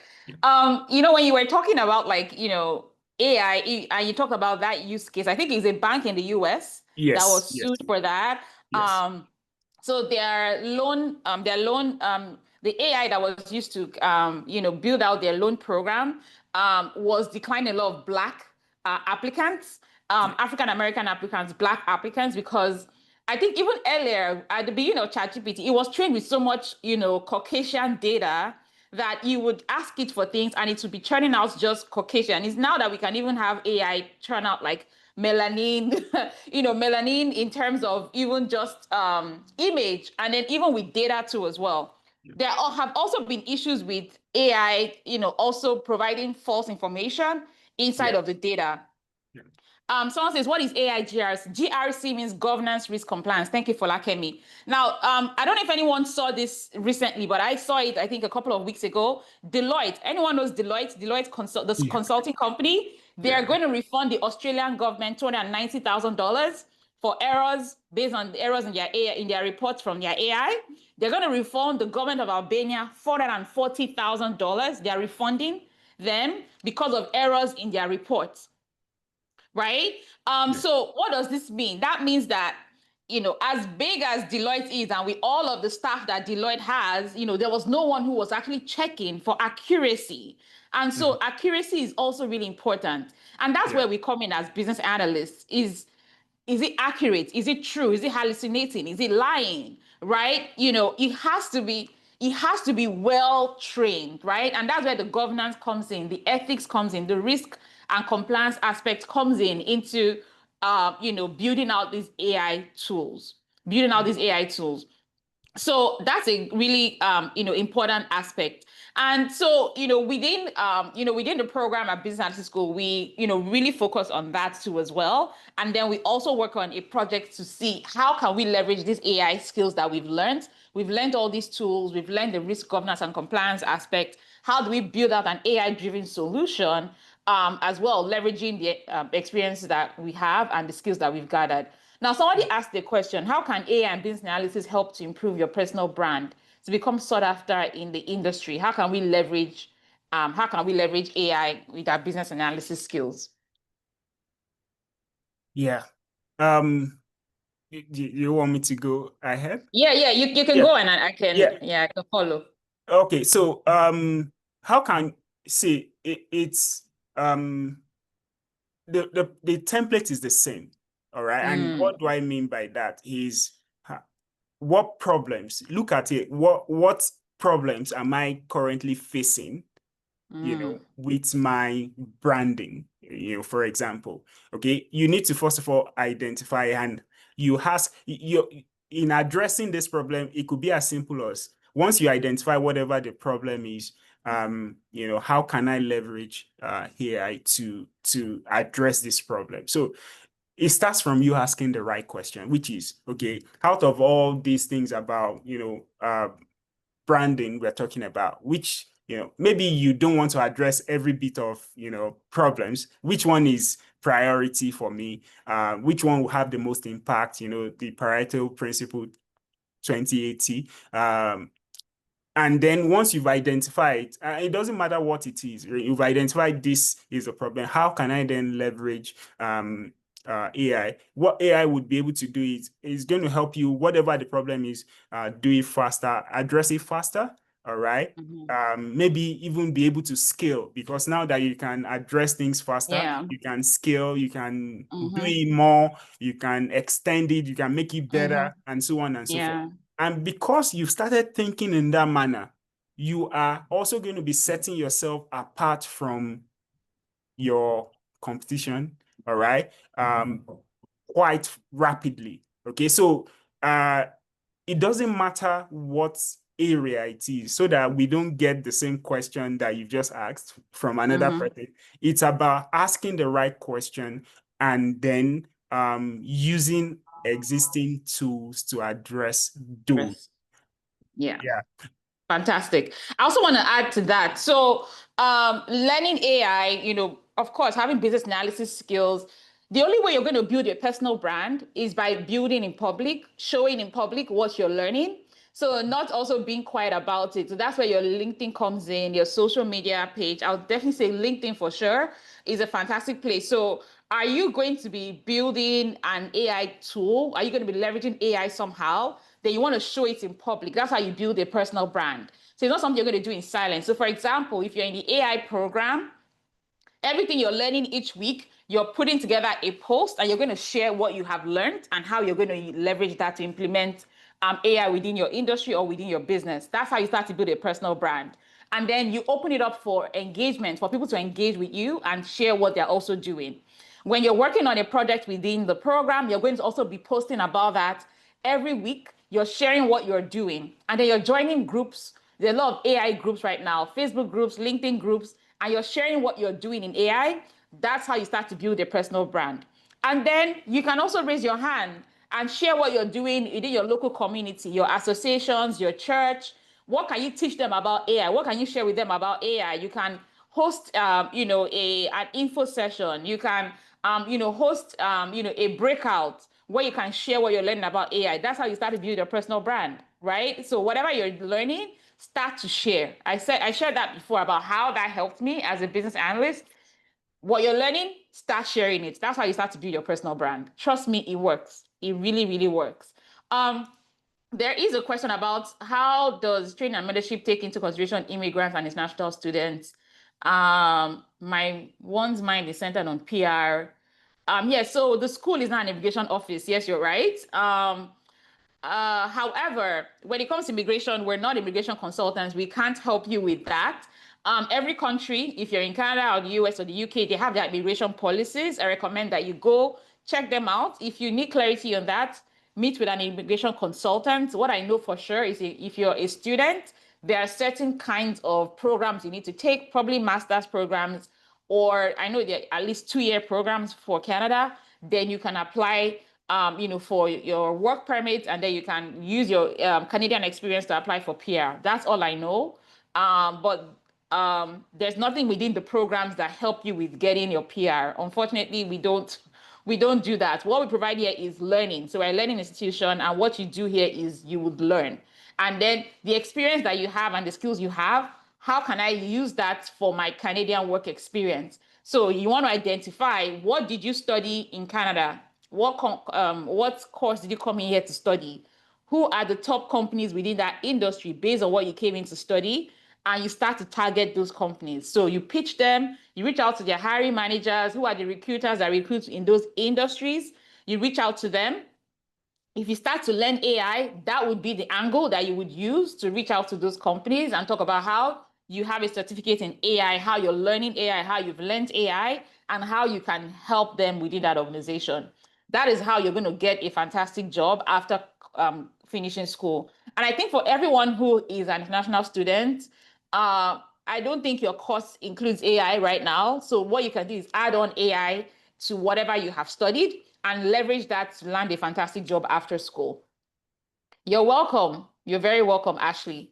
All right. So Tayo, final question. So, as a coach for many years and as a business analyst, you've coached, thousands of people, right now within helping them to leverage their skills and experience to move into a career path. And now that AI is like what we're telling people they need to learn, what would you say are the key success traits? What are the things that people need to do when they join, the business analysis school to help them get the most success in any program they join? What are the things they need to be doing? What you have seen over the years that have been the traits or the actions and attitudes or attributes of successful students? And what will be your advice for them in terms of taking the knowledge they gain in the program to move forward in their career and be able to land high-paying AI jobs, which is what we're seeing right now? Yeah, I'm happy to answer this question, honestly. And the reason is, yeah, first of all, start to put into practice some of those, you know, one thing that business analysts do is ask questions. All right, ask questions. So once you join the program, if it's not clear, you know, feel free to ask questions to get clarity. As business analysts, getting clarity from your stakeholder is very, very important. So start to put that into practice, even in class. Okay, participate. I always say when you decide to not participate, or when you decide not to ask questions, you are not doing yourself, you won't get the best out of the course if you are not asking questions. If it's not clear to you, ask questions. All right, so one trait is, asking questions. I know it's quite simple, but asking questions is the beginning. All right, one. Two, try as much as possible to participate in other class activities. Okay, there are a lot of activities that we try to do within the class, class activities. Participate, lead some of this program. There are a lot of breakout sessions, group discussions.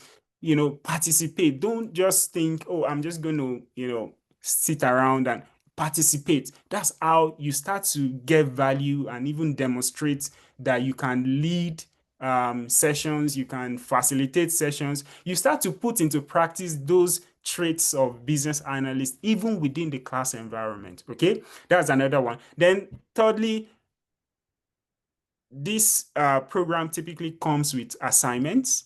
All right, and these assignments, believe it or not, we need you to complete them. They are meant to gauge your level of understanding of whatever concept we've gone through in class, and by doing it on your own, on your time. So one trait I've also noticed is students that tend to do the assignments, turn them in on time, uh, tend to get the best out of this program. All right. That's true. And yeah, those are very, very fundamental. I want to tell you that if, that's those are some of the things. And then you're not just, and by saying participating in some of these class activities and so on and so forth, you're beginning to also put into practice some very fundamental BA traits like ability to work within a team environment, ability to solve certain business problems, which are very, very fundamental. You're working with people that you've not spoken to in class one way or the other. We are working together to on a particular project. This is a common thing that happens, is a common experience of a business analyst where you're meeting people today and you're meant to all work together to deliver an outcome. All right. So participating in class and putting into practice some of these underlying qualities of a business analyst is very fundamental. So, asking the right questions, and it doesn't matter what the question is really, just ask questions if it's not clear to you. Participating in class, and then finally also turning in your assignments, actually doing it and turning in your assignments are very, very, fundamental. Right. And I tend to see that, it comes with a lot of students that do that. I see them few years after, and I can almost guarantee that I know why this person is at this level now. Level. I know. Yes. I remember their names without, Mm-hmm. you don't want to be, I remember all of their names. If they reach back, Coach Tyler, do you remember? I know you. You don't need to ask if I remember. I know you. Why? Because you participate in class, you That's ask true. questions, you do all of that. So that I appreciate. So yeah, I think. Yeah, for sure. So Vera has a question. Yeah. Vera, how are you doing? I saw your messages. You were very excited about this class, so I'm glad you're here. So Vera works in insurance, and she's saying, how can she leverage AI? She's basically saying, how exactly can I showcase this new skill on top of to my top management, right? Since I am not a board member and I'm not usually at the strategy meetings. Okay. So yeah, that's a good question. It's it depends on, so starts with whatever task you are doing within the insurance space. How can I do it better? All right. And once you use existing AI tools to start to ask questions about, I do this, how can I be better at doing it? I want to let you know that once you start to put whatever recommendation it is into practice within your organization, you start to get noticed. All right, because you are delivering your work with high level of professionalism. You are very efficient at delivering your work. Questions starts to be asked as to how are you able to do this? And then when you start to let people know that because this is your approach, the question then becomes, all right, how can we, this is how this person is thinking. How can we, tap into that level of thinking? You start to get invited into certain, discussion, maybe not board meeting yet, but with time, if you stick at it, there will be a lot of progression, maybe to the board level. All right. So, to your question, it's start with whatever you're doing now, whatever task you're assigned to. How can I be better at it? How can I provide recommendation to my current manager, as to we can do this better by doing it this way. okay, or by leveraging some AI tools, and so on and so forth.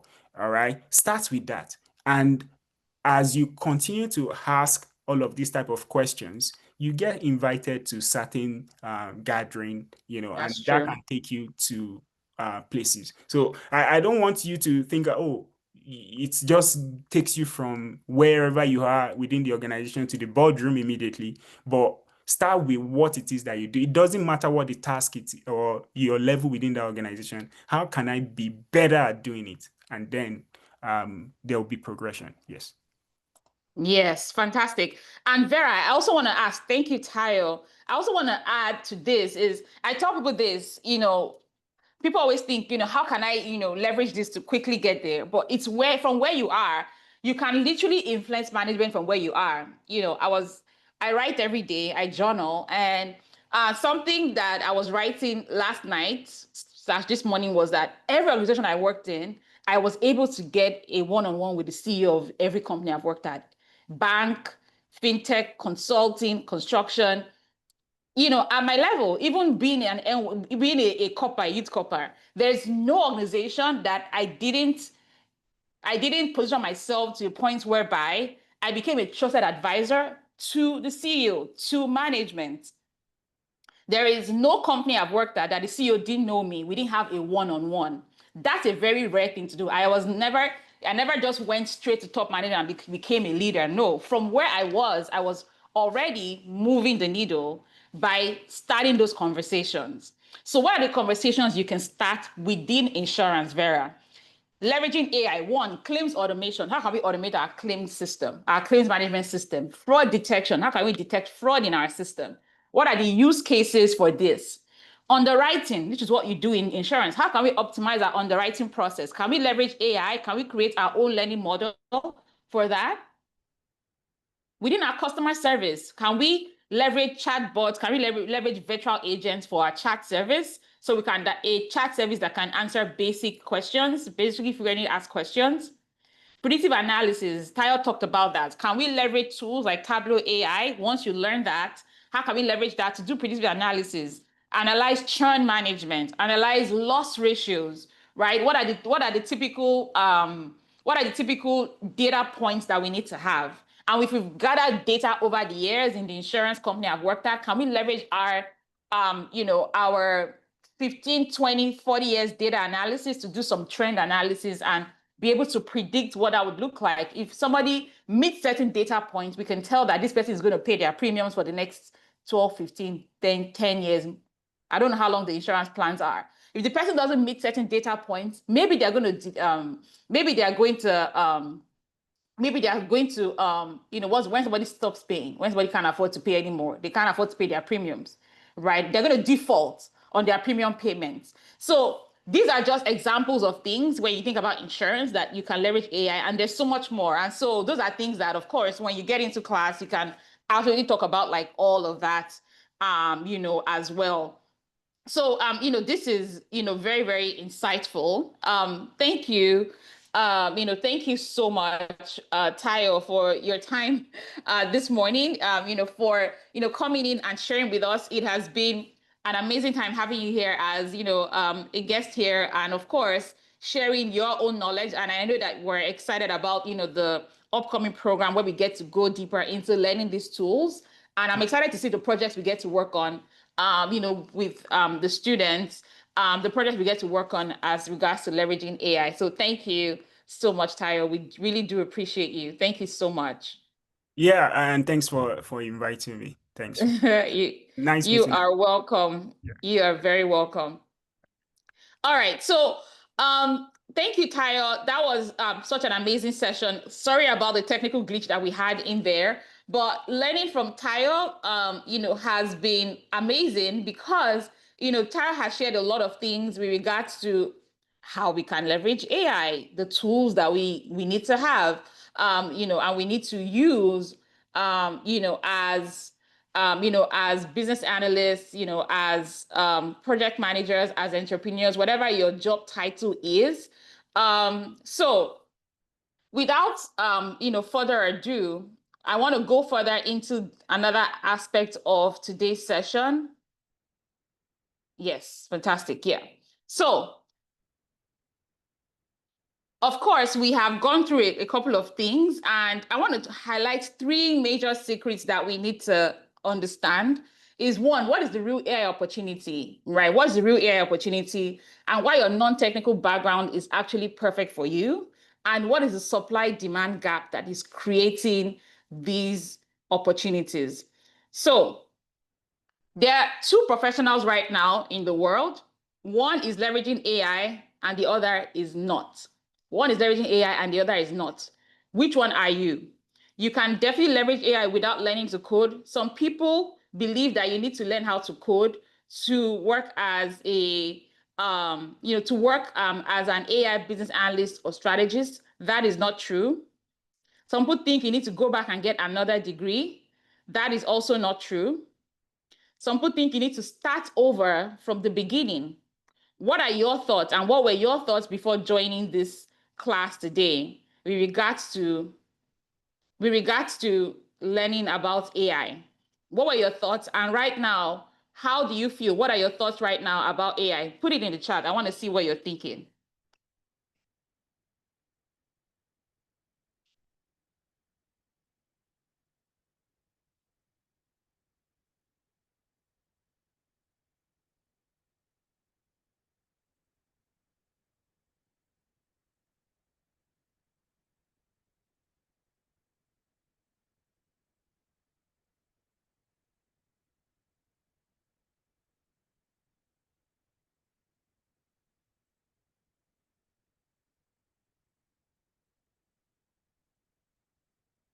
Yeah, it is definitely exciting. So exciting for sure. So for myself and Tayo, we did not become AI developers. So instead of becoming AI business analysts, AI business strategists, we have become professionals who understand how to apply AI. And I think for all of us, it's basically knowing what tools to use, knowing when to recommend them, and then knowing how to lead the implementation. So one thing I've realized as a non-technical person that has worked with a lot of technical people, developers, engineers, is they know how to do the technical thing, but they need guidance, right? They need a lot of guidance, and that's where we come in. And then they also need someone who can also checkmate the system. So it's also possible that we can develop something that can lead us into problems if there's no one who is checkmating, and that's where we come in. So it's a huge opportunity. So you don't need to learn to code to succeed in AI. That is the first false belief I want you to break. You don't need to learn to code to work in AI. So people have said, learn Python, learn machine learning, learn data science, get technical certifications, compete with computer science graduates. Let me tell you, if you didn't study computer science, you can never compete with them. You need to go back and start to learn how to code, CSS, Java, HTML. You have to go and start learning all of that. Go and learn the basics. You cannot compete with the computer science graduates right now. Now, becoming an AI expert is not as hard as people think. It is basically learning the tools that have already been created and knowing how to leverage those tools within my organization. There are thousands of tools out there. Which one makes sense for us to use within my organization? Now, this is a hard part. So you don't need to go and start learning how to code, learning how to use Python and all of that. People who know how to use it, fantastic. They can continue working as engineers, but somebody needs to lead the engineers, and that's where we come in. So what actually works is understanding the AI capabilities and limitations. That is something that Tayo had shared. What are the capabilities of the AI? What can AI do? What are the limitations? What can it not do? Identify the business problems that AI can solve. Every one of us right now should take out a notepad and write out all of the problems that you currently have in your business. If you upgraded to VIP and Platinum, you have a workbook that guides you through understanding what problems are currently within the business and how AI can solve those problems. So you should use your workbook. Your workbook is going to guide you to do that. And then be able to translate between the business stakeholders and the technical teams. Technical people, they know their code, they know how to write code, they know how to build, and whatever you tell them to build, they can build it. They'll find a way around it. However, as the business stakeholders, They want to see how they can make money with this thing. The tech people want to see how they can build what the company wants. So you are the bridge between the business and the technical team, right? You're the bridge between them. While you're guiding them in what they're building, you also want to make sure that they are building what works. You want to make sure that the risk and compliance measures are being put in place, because trust me, an engineer is not thinking about that. An engineer is not thinking about the compliance or the risk aspect. You are the one who is thinking about that. All right, now you're going to be able to lead AI implementation of the projects because you understand how AI works, you understand what the business wants, and now you can lead. All right, and then you position yourself as a strategic bridge. The truth is, every company that is trying to understand AI, it is a journey for them right now.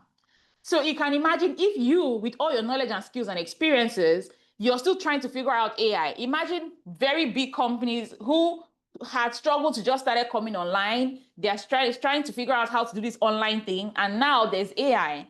They need someone who understands the technical side, the business side, that can speak to them in plain language, which is a problem I see right now. Is a lot of people who talk about AI, they make it so complex. They use jargons, they use very hard words. They make it so technical. But if you are the person that can speak to business owners, speak to business leaders, speak to management in plain English language that they can understand, they would know that, okay, this is something that we need to, we need to start right now. And this is the person to lead it, for us. So why are AI business analysts and business strategists in high demand? Why are they in high demand? The technical teams understand the AI, but they don't understand business. The business leaders, they understand business, they don't understand AI. Now, you become the essential translator. You speak business to your leaders, you speak tech to your technical teams, your developers and your engineers. And so you are the bridge between both sides. So you become the essential translator. Now, 85% of AI projects fail. So many AI projects are starting right now, but they are failing. Why are they failing? Poor business alignment. Poor business alignment. And what is missing? Strategic guidance. There's no one that is guiding these projects. There's no one that is helping ensure that there are these guardrails. And there's poor business alignment. Do these tools align to the business need? And so the opportunity for you and I is that we bridge this gap and become very invaluable to organizations. We can help our companies to become more successful. In fact, once you share with your leaders that, look, the chances of an AI project failing is about 85% based off of past, statistics and past data. And this is where I come in as the bridge between you and the technical teams. A lot of companies are also hiring all these technical consulting companies. They will come and give a great demo, give a great pitch, and companies will be excited to implement. But guess what? Does this make sense for our business? Look at what happened with Deloitte. I was so dismayed because for a huge company like Deloitte, why would a huge company like Deloitte not be able to have business analysts that are paid very well, that can read through those reports to ensure that everything is accurate? That's where we come in.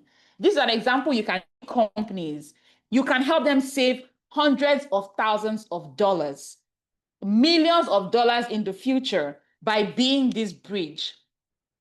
Now, there is a vacuum that you and I need to fill within this AI space. Most people in the AI space are technical people. Yes or no?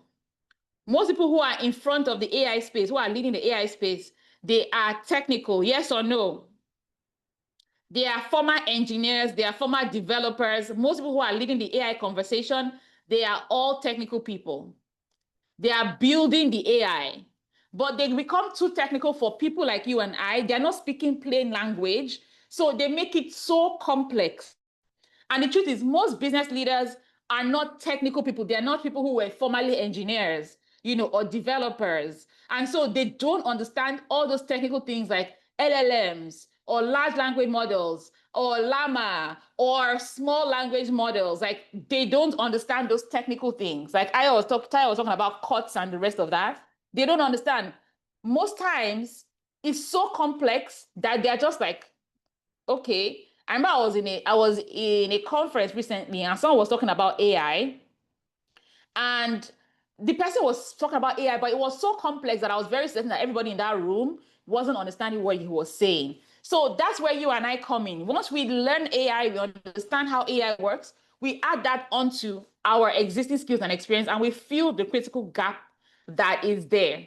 There's a gap there, and once we can show companies that, look, I am the bridge, what that gives you is premium salaries, accelerated career growth, because you become the one who can lead with this. And so you're not just an analyst at this point, you're also a strategist.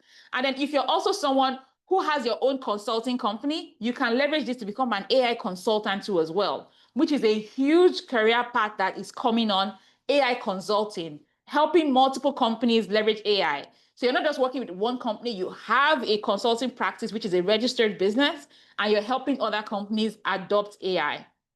So the vehicle to getting you there is, one, the real opportunity isn't becoming a technical expert, is becoming the strategic bridge between AI capabilities and business needs. So that is why being an AI business strategist is the perfect vehicle. The second secret to you being able to land these opportunities is your internal beliefs.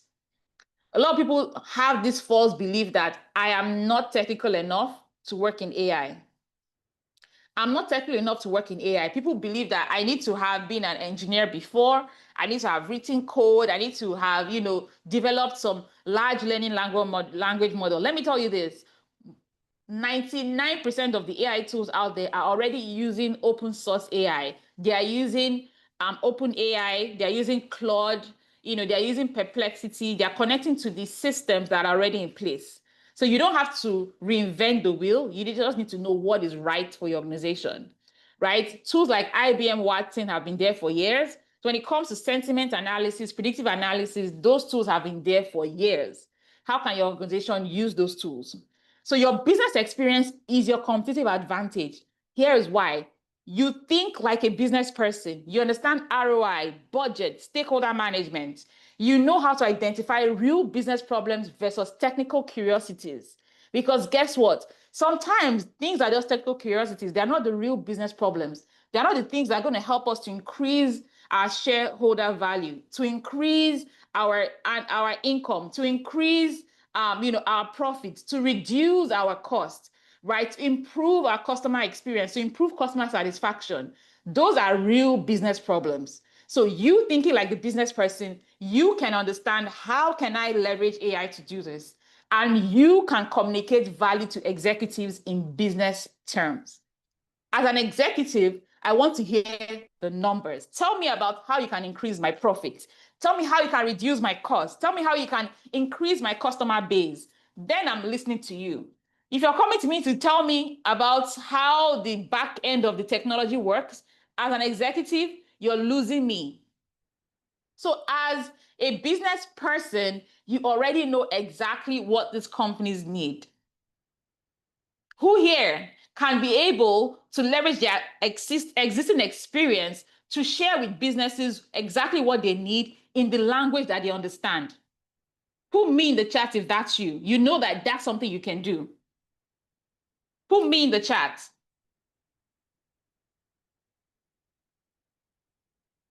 If I've worked in the bank, I can leverage my knowledge of banking to help the bank become AI forward. If I've worked in insurance, I can do that. If I've worked in construction, I can do that. If I've worked in healthcare, I can do that.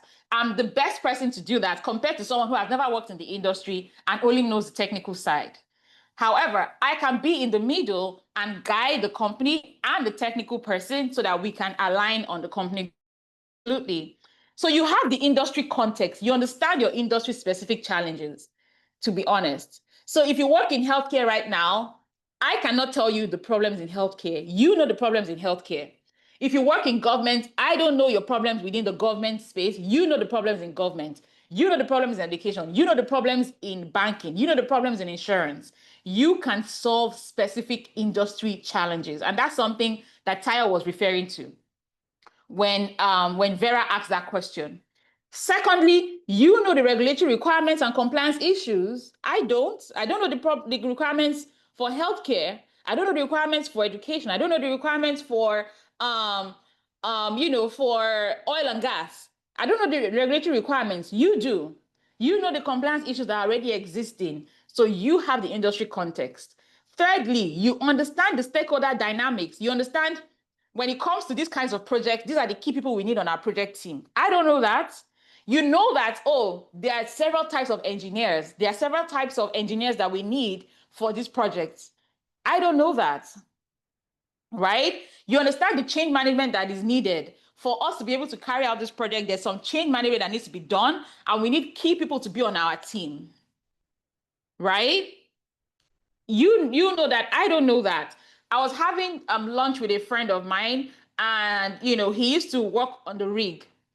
Right? He used to work on the rig with Mobile, and from that conversation, I got to understand that on the rig, for when it comes to petroleum engineers, there are several types of petroleum engineers that work on the oil fields. There are different types of engineers. And I was mind blown understanding the dynamics of how it works when you work on the rig. So that is his industry. I cannot come in and say, oh, I've never worked on the rig. I don't know the problems and dynamics when it comes to offshore engineering for petroleum, for crude oil. I don't know those specifics. So leverage the extent of the industry knowledge that you have. And then now that you have that knowledge, because the technical experts don't know it, they know their technology. Since you have the industry context, you can leverage that. So you speak both languages. You're basically bilingual at this point. You speak both languages. You speak the language of the business in terms of ROI, efficiency, competitive advantage, risk mitigation. You speak that language. You speak the AI language once you start to learn AI skills, automation. We talked about UiPath, and using other tools to automate. Optimization, how to optimize processes, using these tools. Tayo mentioned a couple of tools, very great. He mentioned Whimsical, right? Predictive analysis, using Tableau AI for predictive analysis, data-driven insights. So once you have the AI skills, you add that onto the business skills that you already have, you're able to translate between both worlds. You're basically bilingual, at this point. Now, your internal beliefs that you being non-technical is a weakness, that's not true. It is a strength for you, because the technical people cannot talk business, but you can talk business and you can talk technology because you know AI and you know your industry. So your non-technical background becomes a strength for you, and it is your competitive advantage. It is your competitive advantage against everyone else. Companies need business professionals who understand AI, not more developers. Because there are so many tools out there that most companies don't need to develop their own AI anymore. They can leverage open source AI. What they need is someone who can understand the strategy behind it and help them with the implementation. That is what is lacking. And that's where you come in. So you need to audit your skills. Inside of your workbook, if you upgrade to VIP, there's a workbook in there that helps you with your skills audits in there. It's, we lay it out in terms of your different skills, your hard skills, your soft skills. Also, if you're upgraded to VIP and Platinum, you have your career assessment tool, right? You have your career assessment tool. Within the career assessment tool, we ask you specific questions about your career and your career journey, and then we recommend the skills you currently have, the skills you need to learn quickly, recommend modules for you to learn. Inside the career assessment tool, we also recommend job titles that will be the best fit for your role. So for those of you who are thinking, what kind of roles would be the best for me? What skills do I already have? What skills do I need to learn? The career assessment tool, if you're upgraded, is going to give you that. So make sure you use that tool. And based on what you use in that tool, you can reach out and ask us more questions. We're going to have a VIP and Platinum Q&A session, and we can talk deeply about the results from that. So when you do a skill audit, you talk about what skills do I already have? Within business analysis, do I already know how to gather requirements? Can I map processes already? That's a plus. Within project management, do I know how to do project planning? Do I know how to do resource allocation? Do I know how to, communicate project plans as a project manager? Please, can an uneducated person go into AI? Well, my recommendation is that you already at least have a bachelor's degree and you have some work experience. that will be helpful so that you can communicate effectively, because if you're going to be speaking to business leaders, business owners, then you need to be able to understand the language of business and have business acumen. Then finally, strategic thinking. Do you understand how to identify problems? So problem identification, is that a skill you have? Do I have the problem identification skill? Do I have solution evaluation skill? Can I see a problem and evaluate multiple solution options? Right? So this is a strategic thinking skill. So which skills do I already have? If you already have all these skills, then you're already 80% ready to be an AI business strategist. Who here has at least 80% of these skills? Put me in the chat. Put me in the chat. Put me in the chat.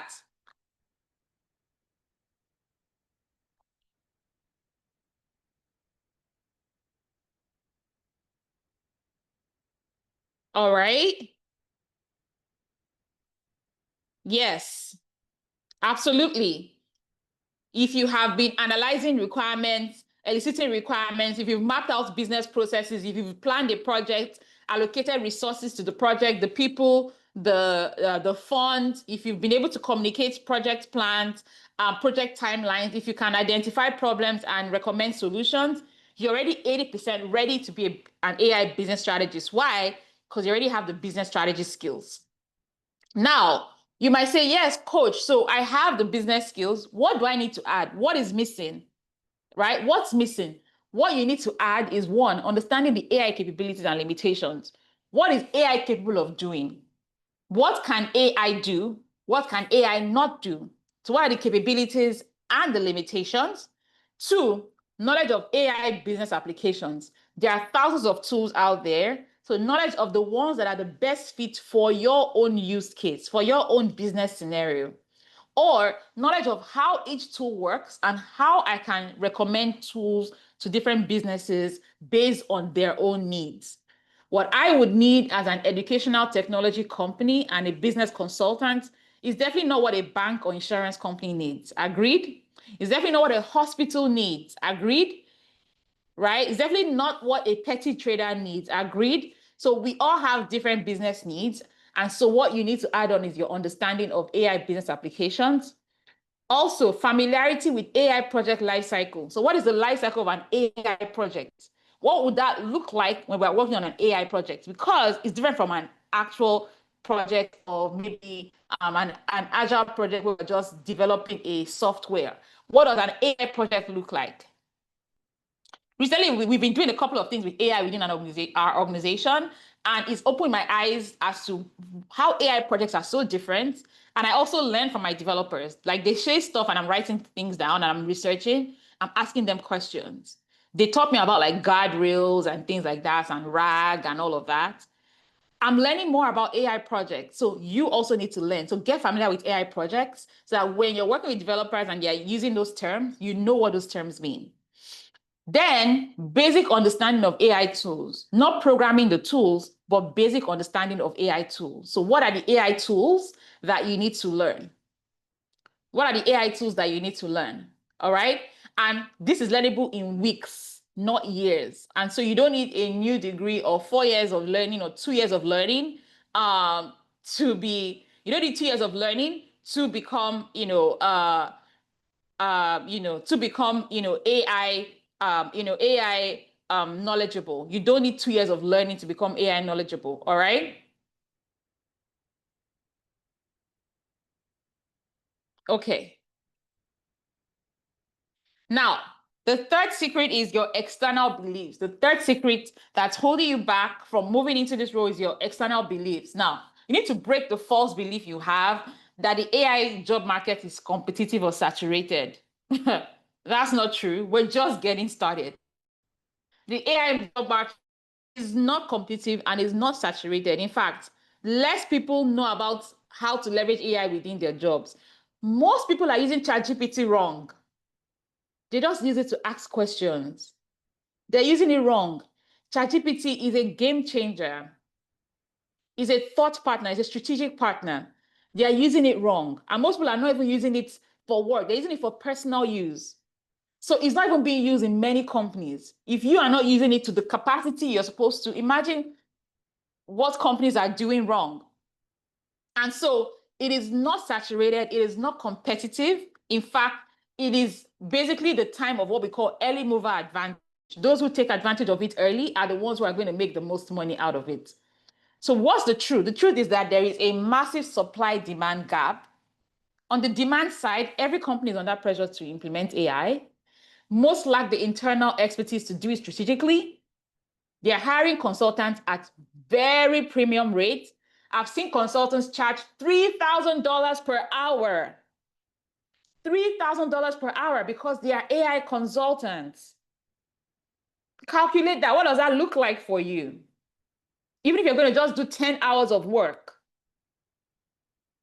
or 20 hours of work, that's what somebody earns in a year. So they're hiring AI consultants, they are paying premium rates for that. And then government and enterprise budgets have been allocated to AI. But we're not hearing anything. Nothing is happening with all the monies that have been allocated to AI. And so there's a huge demand side for AI, but there is also a huge supply side, whereby there are not many technical AI specialists. So there are many people who are just too many technical AI specialists, not enough business-focused AI strategists.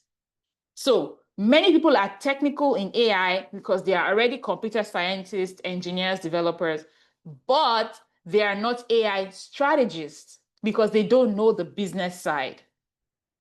And so because they don't know the business side, they are lacking in that area.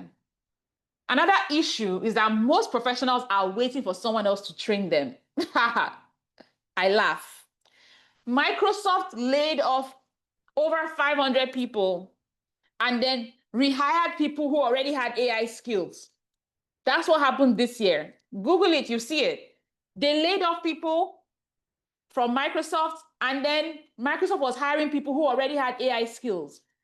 Facebook and Meta have laid off over 1,000 people, thousands of people in the last 1 year. What did they do? They did that to save costs for the AI engineers they just hired. All these tech companies that laid off people over the last 2 years, they did that to save cost on their bottom line. So they're able to get back millions of dollars in payroll, and they use that to hire people who are already AI trained. Hello? Because the time it takes to train someone in AI is so much that I can't wait. As a tech company, I cannot wait. As a Microsoft, as a Google, as as a Facebook, a Meta, I cannot wait. I'll rather lay off the people who don't have AI skills, save $5 million, $5 billion, whatever that savings is, take that money and go and hire the people who already have the AI skills. So I'm paying these 5 people $100,000, and I can hire one person for $300,000, and the person can do what they can do. Oh, for sure, I'm letting them go. It's business sense. It's not personal, it's business. So you can't be waiting for your company to train you in AI. Your company is not, is not obligated to train you in AI. They can lay you off for not being AI savvy and hire someone else who is AI savvy that will make them more money. So it is on you to learn AI skills. It is on you to learn AI skills, not your company, because you might be on your way out. You probably don't know. So early adopter advantage still exists. Take advantage of it right now. For those who didn't, you will regret it. It is a promise. It will absolutely happen. So this is your window of opportunity. I worked within business analysis for many years, and I can tell you this, there were people who heard about business analysis 10, 20, 15 years ago, even 5 years ago, didn't take advantage of it. Now we've moved on from just regular business analysis to AI business analysis, and they're still looking, still waiting, still hoping your employer is going to pay for your training. Take your money and go and pay for training and improve yourself, because your employer will let you go and hire somebody who has AI skills. This is your window of opportunity. There is a huge demand, but the supply is low. So it's your time to take advantage of this AI opportunity. The salary premium is real. AI business analysts are commanding extra, so much more extra in salary premiums. They're adding way more to their salaries because AI business strategies, AI business analysts, the demand is so high that you can ask for as much more money as you want. Whether it's an extra 50,000, an extra 100,000, whatever the case may be, is literally at the point whereby companies are so desperate to fill these roles that you have the advantage for negotiation. There are a lot of international opportunities too as well. In other countries, AI is still, everybody's interested in AI. And so you can also leverage opportunities in other countries as well. I'm speaking to the people who are joining us here from Africa, from other countries. If you're joining us from a country in Africa, put it in the chat. I want to know. I know we have a couple of Nigerians in here. So how can I leverage my knowledge of AI to take advantage of international opportunities? Companies that will pay me in foreign currency. Consulting opportunities at premium rates. How can I become a consultant? How can I take my knowledge and provide consulting services?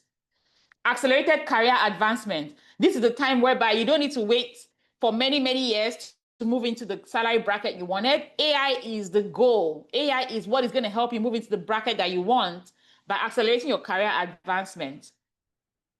And so early adopters are taking advantage of this. Nigeria, Zimbabwe, okay, Namibia, awesome. So early adopters are seeing the advantage and they are capturing this value right now. Now, what are the opportunities across all industries? There's many opportunities across industries, but we'll highlight some of the key industries that business analysts and strategists are hired in. So we have the banking and financial services. So banking, insurance, and anything around financial services. AI is being used in digital transformation, is used in process automation. In healthcare, AI is used in data analysis, is used in operational efficiency. In the government, AI is used for digital service delivery. AI is used for policy optimization. In consulting, AI is used for AI strategy development and implementation guidance. Basically, every industry needs AI business strategists. If you're in North America, put it in the chat. I want to know, are you in Canada or the US? Put it in the chat. I want to know if you're in the Caribbean, put that in there as well. If you're in North America, let me know what country you're joining from. So in North America, there is a high demand, there's premium compensation, and there's opportunities for remote and hybrid work within this space. In Europe, there's a lot of digital transformation initiatives happening and regulatory compliance. So Tayo talked about that. Europe has a very robust compliance policy around AI. And so for people who are in that, governance, risk, and compliance, so if you're joining us from the UK, Dublin, Ireland, anywhere in Europe, any of the European countries, the risk and compliance aspect is really huge there. So you can literally leverage that. And of course, digital transformation initiatives in Europe. In Nigeria and Africa as a whole, banking transformation, we see a lot of AI in banking transformation. We see AI in fintech innovation. We see AI in diaspora pathway too as well. Basically, to be able to work with companies in other countries. Very important. And then in the Asia and Pacific regions, we see a lot of economic digitization with AI, smart city initiatives, in very forward-thinking countries like the UAE, Qatar, Saudi Arabia, in China, Korea, Japan. They're leveraging AI even in the city, like a lot of things that you're walking around the city. AI is automating transformation, the transportation system. AI is automating all the things. Their cities are becoming way smarter because they're using AI. I have a friend who went to China recently, and the person was like, China is way ahead. When it comes to technology, they are way ahead. Everything there is AI. Everything there is like AI driven. And so there are opportunities in different continents, within the world right now. So where are the opportunities right now based on where I'm located, and how can I take advantage of it? But one thing to also know that the AI skill is a global skill set at this point. So no matter where you're located, you could be in Bauchi, in Benin, in Lagos, in Alberta, in Toronto, in New York. You can be in Beijing, China. Wherever you are, you can leverage your AI skill set. It is not a skill set that is limited to a particular country or continent. that's out of the way, everybody can take advantage of this. So the external belief that you have that the AI job market is saturated is not true. We don't even have enough people. If you go on LinkedIn, search the job titles. How many people have AI in their job titles? You would find less than 10,000 people with AI in their job titles. Right? So it is not saturated at all. In fact, less people are in it than should be. There's a massive shortage of business professionals who understand AI strategy, and the early adopter advantage is still available. It is still available. It is still available. And so please, if you have upgraded to VIP and Platinum, I want to absolutely recommend that you take advantage of the tool. Use the career assessment tool. It's going to help you. You put in answers to the questions. It gives you an output of the skills you currently have, the skills that you don't have and you need to learn, the modules you're going to need to learn to help you achieve that. It's also going to give you the job titles you should be looking out for based on your own skills and experiences, and other recommendations. The workbook as well gives you questions you need to answer with regards to your career path, the skills you have and the advantages that you have within your industry, right? Also included as well is you would also get okay, Ada, can you send us an email or a WhatsApp or something so we can make sure you have that? Because I want to make sure you take advantage of that. And if any of you have used the career assessment tool, if you have questions around it, please feel free to ask me. I'm happy to answer your questions. That's the goal of the career assessment tool. So let me quickly share this.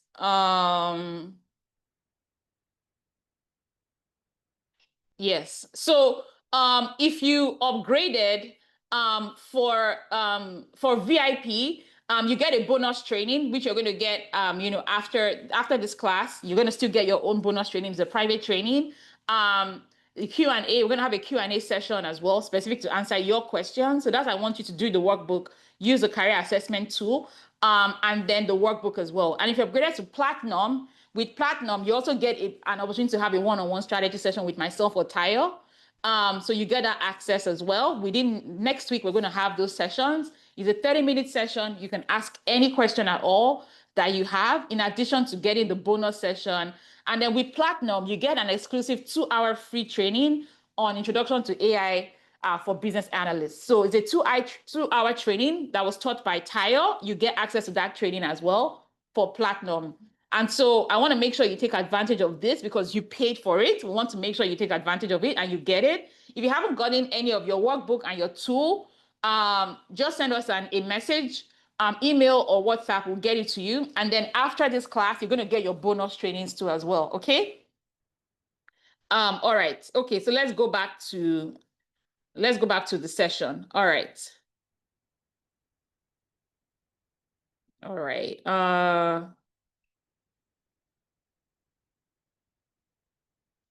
Okay, fantastic. So Ada, just reach out. I'll send an email. I'll send it. Okay, no problem.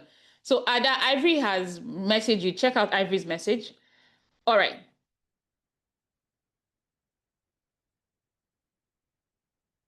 Okay. So what is the solution, right? We all need to quickly transform from being just business professionals to AI business analysts and business strategists, right? And I want to show you what doesn't work and what does, all right? Because we're at that point where we need to start to leverage the skills and experiences we have, and it is an emergency. It is a total emergency. That's why we're in this class. So let me show you what doesn't work and what works. Who wants to learn what works and what doesn't work? Put yes in the chat if you want to learn what works and what doesn't work. Put yes in the chat. Yes, Debbie. Nice to see you here, Debbie. Put yes in the chat. Fantastic. Now, here's the problem with other options. What doesn't work right now is trying to do self-study, scattered information everywhere, no structure in what you're doing. You're trying to learn ChatGPT, Claude, Perplexity. Oh, there's this new AI tool. You download it. On LinkedIn, somebody puts these are 50 AI tools. You copy, you collect. Somebody puts on Instagram. I just learned this new AI tool. Comment AI to get the tool. You get the tool. Another tool again. How many tools are you going to learn? The thing also is that online, people are focusing on, oh, I put in this prompt and ChatGPT gave me this picture. Is now all the AI generated pictures everywhere. That's not what AI is for. That's not how we can make money with AI. Everybody can put in prompts into Nano Banana and Google Gemini and get pictures. That is not where the money is. The money is using AI to solve problems for businesses that are going to pay us. I get so irritated when I go into a group for AI and people are not talking about AI strategy. They're talking about how to edit picture with AI, how to put a prompt and get an AI picture. Hello? How is that going to benefit my pocket? AI pictures? So there's a lot of scattered information everywhere. There's no structure. It is frustrating. There are university programs that have been launched. Some universities have AI programs. They are from $3,000, $7,000 and pound sterling academic programs, very academic programs that are not focused on the practical aspect of what businesses need right now. There are also technical boot camps, but the technical boot camps, the problem is that you're going to have to learn how to code. You're going to learn from scratch how to code. You're going to learn all the tools, all the Python, all the whatever. We're not trying to become technical people right now. Thank you for your coding, but that's not me. I am not a coder. So technical boot camps, university programs, self-study, probably not going to get any further. Too much information everywhere. If you go on YouTube and type AI, you're going to get 1 million videos on AI. University programs, very academic, very expensive, long, takes a long time, 6 months, 12 months, 2 years. Nobody has time for that. Within the last 2 to 3 years, within the last 2 to 3 years, AI has evolved so fast that people who are still in school studying AI in the last 2 years, it has gone way past. Can I still pay for VIP, Sam? Yes, you can. You can pay for the VIP. Amaka, please put the link in the chat. Anita, or who's there, please put the link in the chat for anyone who wants to upgrade. And then if you're going to wait for your company to train you, my darling, it's never going to happen. It's never going to happen if you wait for your company to train you. You have to train yourself. I became a business analyst by putting in my own money to training, by buying my ticket and going to Ghana to go and write the exam. My company did not pay for it. But guess what? Learning that skill, becoming certified as business analyst opened up so many opportunities for me that the same company I was working at now wants to work with me as a business consultant. The same company I was working at, people from the company now come to business analysis school. So don't wait for anybody to invest in you. Invest in yourself. Yeah, people wait for company to pay. Someone literally was asking us this morning that her company wants to pay for her. Are we going to teach them one tool or whatever? I'm like, you're waiting for your company to pay you. I'm sorry. I'm so sorry. You have to invest in yourself and then leverage that skill set you have to move on to the next level. So none of this is going to create AI business strategists. None of this will create it. But guess what will create it? The Certified AI Business Strategist program. That is the solution. That's what is going to work for you. Because as at today, this is the only certification designed specifically for business professionals who want to lead AI transformation without learning to code. I don't want to learn how to code. I want to be able to lead AI transformation as a business professional. This is the program for you. It is called the Certified AI Business Strategist Program. All right. What makes the CABS program different? It is a business-focused curriculum, no coding required. We will teach you the tools, but not teaching you the tools to code the tools. We will teach you how to use existing tools already. It's practical, and you're immediately able to apply those strategies at work. It is led by practitioners who have done the work. Tayo is the lead coach. I'm also the coach on the program. It is code-based with peer networking, and so you're going to be learning with your peers, right? The certification is going to position you because you have a backing to it. You're going to work on a portfolio project. So your portfolio project is going to showcase you as an AI business analyst and strategist. Why? Because you are going to put that project on your resume and your LinkedIn profile. So when you put that on your resume and your LinkedIn profile, it shows that you've worked on an AI project. And when you go and have those conversations with business owners, with HR, with recruiters, you're speaking from based off of your AI project you just worked on. And that experience serves as experience on your resume, your LinkedIn profile, is work experience under our company. And guess what? You can use that work experience because we can verify that you have worked on a project with our company. That is the difference. That is what none of these are going to give you that. Not self-study, not the university program, not the technical boot camp, not you waiting and hoping and praying for your company to pay for you, not you thinking that you're going to get it for free. Not possible. The person who has invested too much money in themselves and invested in learning AI is going to make more money than you, who is hoping and waiting for something free. Free don't pay no bills. You know?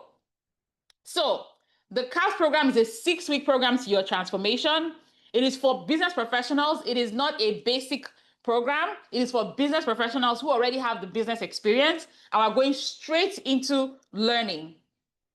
The first week, we're learning the AI business strategy foundations. The second week, we're learning the AI tools for business application. The third week, we're learning, okay, how do we implement these tools, the strategy to implement the tools. The fourth week, we're going into the ethics, the governance, and compliance. So I think Folashade had a question around that. So we're going into the ethics and compliance. Now you've learned these tools. Now you know how to implement the tools. Now, how can you protect your company? How can you tell the company, I can save you $500,000, I can save you $1 million because I understand how to protect you. So a lot of companies are scared of AI because they don't know how they'll be protected. You have your company data, you have your client data, your patient data, your financial data. So they understand this risk, but that's where we come in. I know your fears. I can help you. And so we cover that in the 4th week. In the 5th week, we go into business case development. So we build out business cases for AI for different industries, right? What is the business case in insurance, in banking, in healthcare, in government, in education, in oil and gas? What are the business cases for AI? And then we work on the project. So we develop your capstone project and you work on a capstone project, leveraging what you have just learned. Now, your capstone project is important. Like Tayo said, you also have assignments. So you don't just learn, you have assignments you go and work on, you submit it on the due date, all right? And then you have a project you're going to work on. And that project, you're going to be working on an AI project. And that's a project you're going to put on your resume, on your LinkedIn profile as your experience. Now, your assignments are graded. You must attend classes because your attendance is also part of your marks. Your assignments are graded as part of your marks, and then your final project is part of your marks. And so your final project will be graded. If you don't pass your project, you will not graduate. We have a graduation ceremony. Yes. So if you don't pass, you won't get your certificate. And so you have one opportunity to redo your project. And if you fail the project again, you have to redo the class.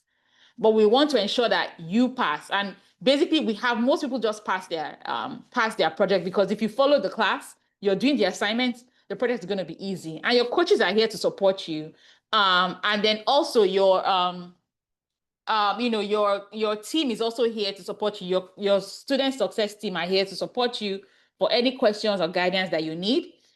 And so we also have exclusive bonuses. So if you join the Certified AI Business Strategist program, we also have exclusive bonuses for you. So the first bonus is your career positioning kit, right? So your AI career positioning kit gives you resume templates, right? It gives you your LinkedIn profile enhancements and your interview preparation materials to leverage the skill that you just learned. How can I put together my new resume that's going to adopt AI? So your resume is going to move from just being the regular Kemi or the regular Vera resume to now the AI Vera, the AI Kemi, the AI Folashade, resume, the AI gift resume. The LinkedIn is going to be focused on AI and then interview prep materials. What do I say in the interviews? How do I answer interview questions?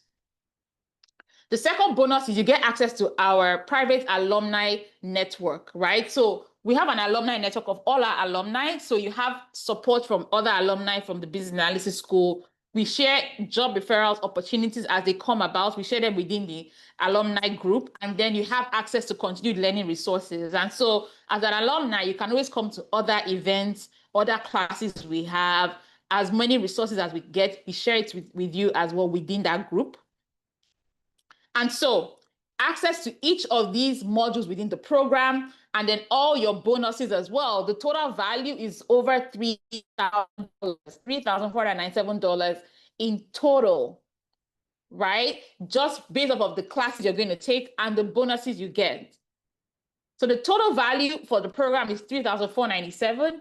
However, you get an early bird price. So for those of you who are right here on this, this webinar right now, on this session, you get a discounted fee. All right. So we're giving you a discounted fee of $1,497. Those who are not on the call are going to pay $1,997. And those who are on this call today get the bonus of $1,497. So you're basically saving $500 from the regular pricing. You're saving $500 from regular pricing. And if you're on VIP and Platinum, you get first access to enroll. So you get priority access to enroll because we have a cap for many number of people want to get into this program. But if you're in VIP and Platinum, you get priority access to the program. Now, this program pays for itself because it is just $1,497. And the amount that you can get in terms of salary increase, just landing an AI job alone is way more. At least you're getting over 5,000 ROI, because even if you just increase your salary by $15,000, that's already a 5,000 ROI. So imagine increasing your salary by $50,000 or $100,000 or more. Imagine landing a consulting opportunity where you're being paid $500 per hour or more, or a contract you're being paid $50,000 for 6 months. The opportunities are out of this world. Now, something that I had not shared is that for people who take the Certified AI Business Strategist program, I'm going to do a bonus session for you where we're going to talk about, okay, I've learned this skill. How can I use this skill to serve businesses? I'm going to teach you as a business consultant and as someone who is a business owner, how do I pitch companies? So how do I pitch companies to be a consultant for them? Because that's an area of advantage that most people don't have. So I'm going to do a session on that. So anyone who's in this program, after you complete the program, you get a bonus session with me. I'm going to show you the strategies, and I'm going to give you a pitch template that you're going to use to pitch yourself for opportunities, local, international opportunities. I'm going to give you a pitch template and tell you how to find those opportunities. Great question, Ifoma. Yes, if you're paying in Naira, you also get a discount. So typically the current exchange rate is about 1,500, but we give you a special rate. We give you our own special rate, a discounted rate. So send a message to the WhatsApp chat, and the team will give you access to that. I think we give you like a very, very great rate. Send a WhatsApp chat and we'll share with you what the rate is. Very, very low, very, very low. So send us a WhatsApp message. We'll share that with you. So what does the timeline look like for you? I want you to think about this. In the next 90 days, in the next 6 months, what would that look like? So a lot of us came on this class today not knowing how we can leverage AI, not knowing the tools that were recommended, not knowing what advantages we can take what advantages we have based off our knowledge of AI. But guess what? In the next 30 days, you take this program, you're confident in discussing AI in business context. In the next 60 days, you've completed a portfolio project in AI. You now know how to apply AI to your thinking in your current role. In 90 days, you will be leading AI initiatives.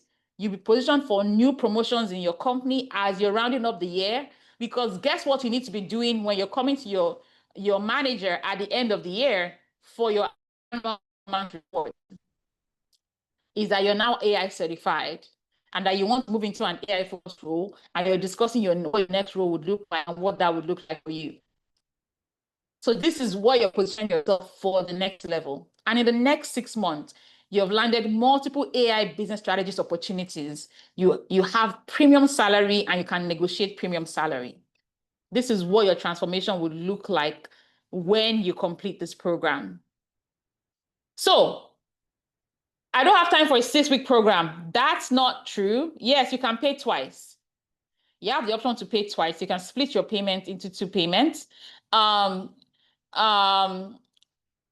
can split your payments into 2 payments. We have that option for you.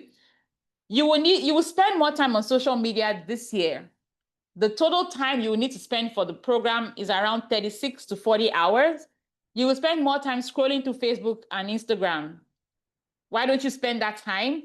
Dedicate that time for the next 6 Saturdays in class. Spend that time learning about how you can change the trajectory of your career. So the question is not, oh, do I have time? The question is, will you prioritize your career advancement? Will you make that change in your career? Are you willing to change your career towards the future, or do you want to remain in the back burner? Will you be from your job and someone else replace you because they know how to use AI? Or will you be that person who was alive in the time when AI adoption just started and didn't take advantage, and now you live in regret? And then maybe many years down the line, you're telling your kids, oh, I was there when ChatGPT, was launched. Okay, what did you do about it? How did you leverage it? It's too expensive. Is it really expensive? Because the payback period is in 2 months. If you're able to increase your salary or land a contract as an AI business strategist and AI consultant. So you cannot afford to not invest in yourself. It is important that you do. It is very important that you do, because those are the things your mind starts to tell you, oh, 6 weeks. Yes, it's 6 weeks, because we're not going to keep you here for 6 months or 2 years. We want to focus on the real practical skills you need to have, and you working on a practical project to get that hands-on experience. We're not here to give you a big manual where you have to be reading a big manual. No, we're going straight to the actual things you need to learn and how you can get to the money quicker. And it is not too expensive. It is a miniature investment compared to the returns. The returns are huge. You cannot afford not to invest in yourself right now. What if it doesn't work for me? Hello? Why would it not work for you? These are proven frameworks of how AI works. You see AI, it is a real thing. It is not something that is ambiguous. The people who are going to be teaching you this program, you've met myself, you've met Tayo. We know our onions. We've done this work. We've been in this industry for decades, so we know what we're talking about. You get access to the materials. You get access to the alumni network. You're not doing it alone. You have the materials, the class materials. You have the alumni network. You have your student success partners, your class buddy who's going to be there to guide you along the way. You get community support as well. So you're not doing it alone. You're doing it with a team of people who are headed towards the same goal. I can learn this on my own. A lot of people think they can learn this on their own. Is it true that you can learn it on your own? Many people have tried to learn it on their own, but they haven't completed even one structured learning plan. They have signed up for all the free things. They are on all the Udemy, all the YouTube. They have 15 tabs open on their laptop. You know I'm speaking to you. You know that's you, but you haven't completed anything. Can I become an AI strategy consultant without being CBAP certified? Yes, you can. Good question, Joe. You don't need a CBAP certification to work in AI strategy or be an AI strategy consultant or AI business strategist. You don't need a CBAP certification. The CBAP certification to be a certified business analyst professional is a plus, but it does not guarantee jobs for you. So you don't need to be certified to actually work as an AI strategist. So, but what the program provides for you is accountability, community, expert guidance, and a structured pathway to learning and knowing how to implement what you have learned, giving you verifiable experience, giving you the skills required, and opening up more opportunities for you. So the truth is, this is urgent. It is an emergency. That's what this class is about. And so the early adopters are going to take advantage of this, because the early adopter advantage will not last. It will not last forever. It is going to have a timeline. And at a certain point in time, when more people have come into the AI space, you're not an early adopter anymore. The people who come in that are charging $3,000 per hour now, when more people come in and there's more competition, the rate will start to drop. People that charge $3,000 per hour now are because there are very few people that can do the job. And so it is a rare and valuable skill right now. In the next 18 months, it wouldn't be the same, because more people are taking this program, more people have learned AI, and so you will not be one of few, you'll be one of many. Do you want to be one of few or one of many? Do you want to be among the first 10 people, the first 20 people, or you want to be among the first 1 million people? The choice is yours. And so the window is closing. It's time for you to act now. Take advantage of it while you can. Take advantage of it while you can.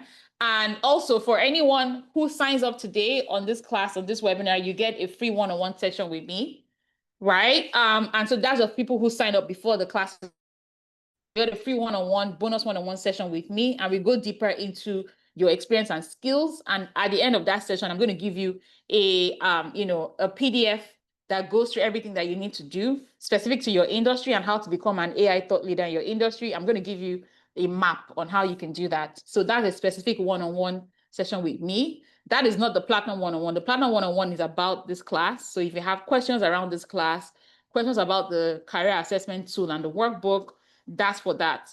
But the AI career strategy session is a paid session. It's $2,000 I charge for that. So you get that as a bonus if you sign up before this class is over. So there are two parts for you, part A, part B. Part A, you can wait and see, maybe my company will train me. Maybe I can try to learn with all the free things online. Maybe I can go on YouTube. Maybe I can try to self-study. Maybe I can keep trying my hands on ChatGPT. Well, that's just one tool. We talked about other tools today that you probably haven't heard of and haven't used. So you can watch others get ahead with learning, or you can be on the second path. Choose your path. Or do you want to take control of your career, position yourself strategically, and become indispensable? Which path will you choose? Let me know in the chat, path A or B. What is your path? I already know my path. Because you see, with this AI thing, I'm making a lot of money with it, period. I'm making a lot of money with it. A whole lot of money. I know the path I'm on. What path are you on? Are you A or B? I know I'm on part B. So, how do you enroll? Who put November 15th here? Ivory, Joseph, who put November 15th here? The class starts November 1st. The class starts November 1st. It's 6 weeks. It's on Saturdays, 10 a.m. Mountain Time, 12 p.m. Eastern Time, 5 p.m. West African Time on Saturdays. You can pay twice for the Certified AI Business Strategist program. You can't pay twice for the upgrade. You can pay twice for the program. So it's a live virtual training, live on Zoom like this. You get recordings to the class. The classes are recorded by the next business day. On Monday, you have the recording and you can watch the recording of the class. The class is typically $1997. You get the early bird advantage of $1497 right now for being on this class. We're limiting it to 25 people. And so once we reach that number, we close it. Also, for you on this class right now, you're on this webinar right now, if you paid for VIP and Platinum, you get a spot saved for you. So we're going to save a spot for you, and you can take advantage of it or not, but we save a spot for you so that your spot in class is secured, because once we reach the capacity for the class, we're going to close it out. So early bird pricing ends October 30th. It ends October 30th. There are only 25 spots available.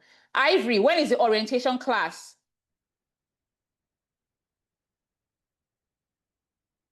When is the orientation class? Orientation class starts, is on October 30th as well. Okay.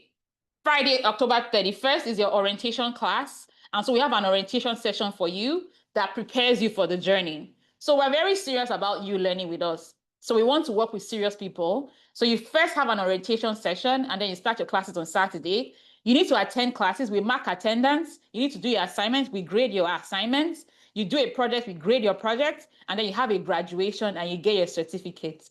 So we're not like those gutter schools that you find along the road or everywhere, or people just claiming that they know AI. This is a school, so everything here is structured. All right. So when you enroll now, you get access to a spot in class. You're going to receive an email that's going to intimate you on what the class is going to look like. You're going to get your class schedule. You're going to get your class schedule. You're going to get your Zoom links. You're going to get access to your orientation session. You're going to get onboarded by your the customer success team. If you have questions, feel free to email us. That's our email, support@businessalysisschool.com. We're also available on WhatsApp. You can put the WhatsApp link in the chat. Send us a WhatsApp message if you have further questions. If you're a VIP and Platinum, we have our special Q&A session on Monday, same time, 10 a.m. Mountain Time, 12 p.m. Eastern Time, and 5 p.m. West African Time. Or, no, I think it's 4 p.m. It's 9 a.m. West African, 9 a.m. Mountain Time, 9 a.m. Mountain Time, 11 a.m. Eastern Time, and 4 p.m. West African Time. So we're going to have a virtual Q&A session for VIP and Platinum. So if you want to be in that virtual Q&A session, I highly recommend that you sign up. Joel, I don't know what the Naira equivalent is. I believe it's 997, I think. You need to confirm from the team because we give a special Naira rate for our students in Nigeria. No, this is not the Business Analysis Kickstart program or the Business Analysis Accelerator program. That is different. This is our Certified AI Business Strategist program. Here, our focus is training you on AI tools. Our focus is training you on AI tools and learning AI implementation. How do you register to get the discount while on the call? Okay, Loretta, can you quickly send us a message so that we can share the link with you, or you can send a chat to the host and panelists, and we can send us a WhatsApp message right now, or send a chat to the host and panelists. Let us know where you're joining us from. Who did you chat with? Did you send a message to the chat? Let us know where you're joining us from. We have a special discount rate for Nigeria. And then Nathaniel, you have a message from Loretta. And then if you're in Canada or the US or wherever, it's 1497 US dollars.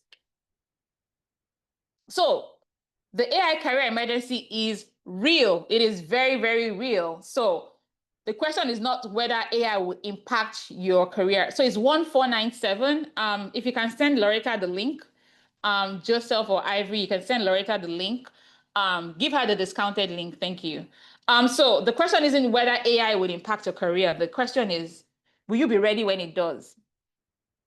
So your transformation starts right now, and we cannot wait to welcome you into the program. It's going to be great. We've had a fantastic time learning today. So imagine what the classes will look like. It's going to get more practical. We're going to go deeper into what you can do with AI. So what do you mean a non-business person, Grace? What do you mean a non-business person?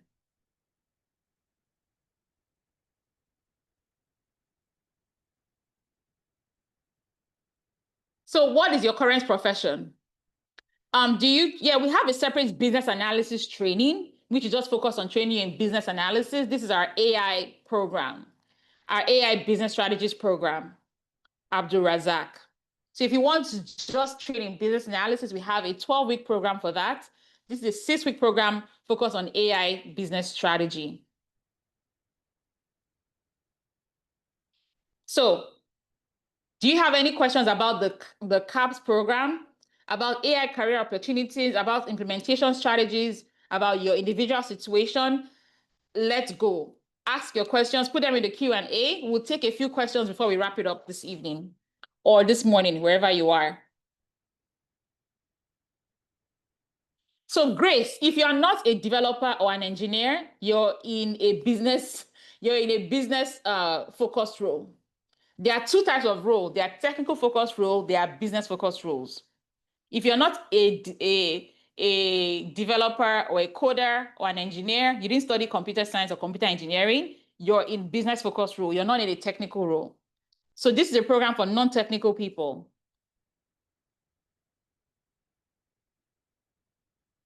The business analysis training is 1,997 US dollars.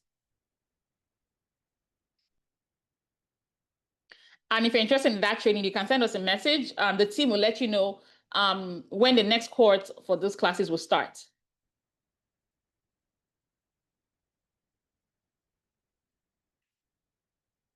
So I'm going to look into the Q&A. Do we have any questions in there in the Q&A? Do we have any questions? Do you have any questions? Do we have questions in the Q&A? Let's see.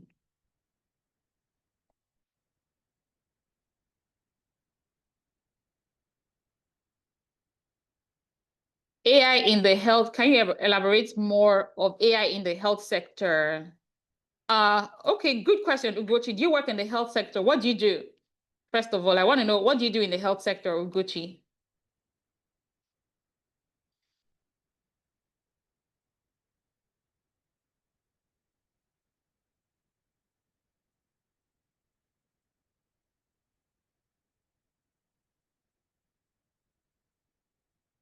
Oh, you're a nurse and midwife. Okay, you're a nurse and midwife.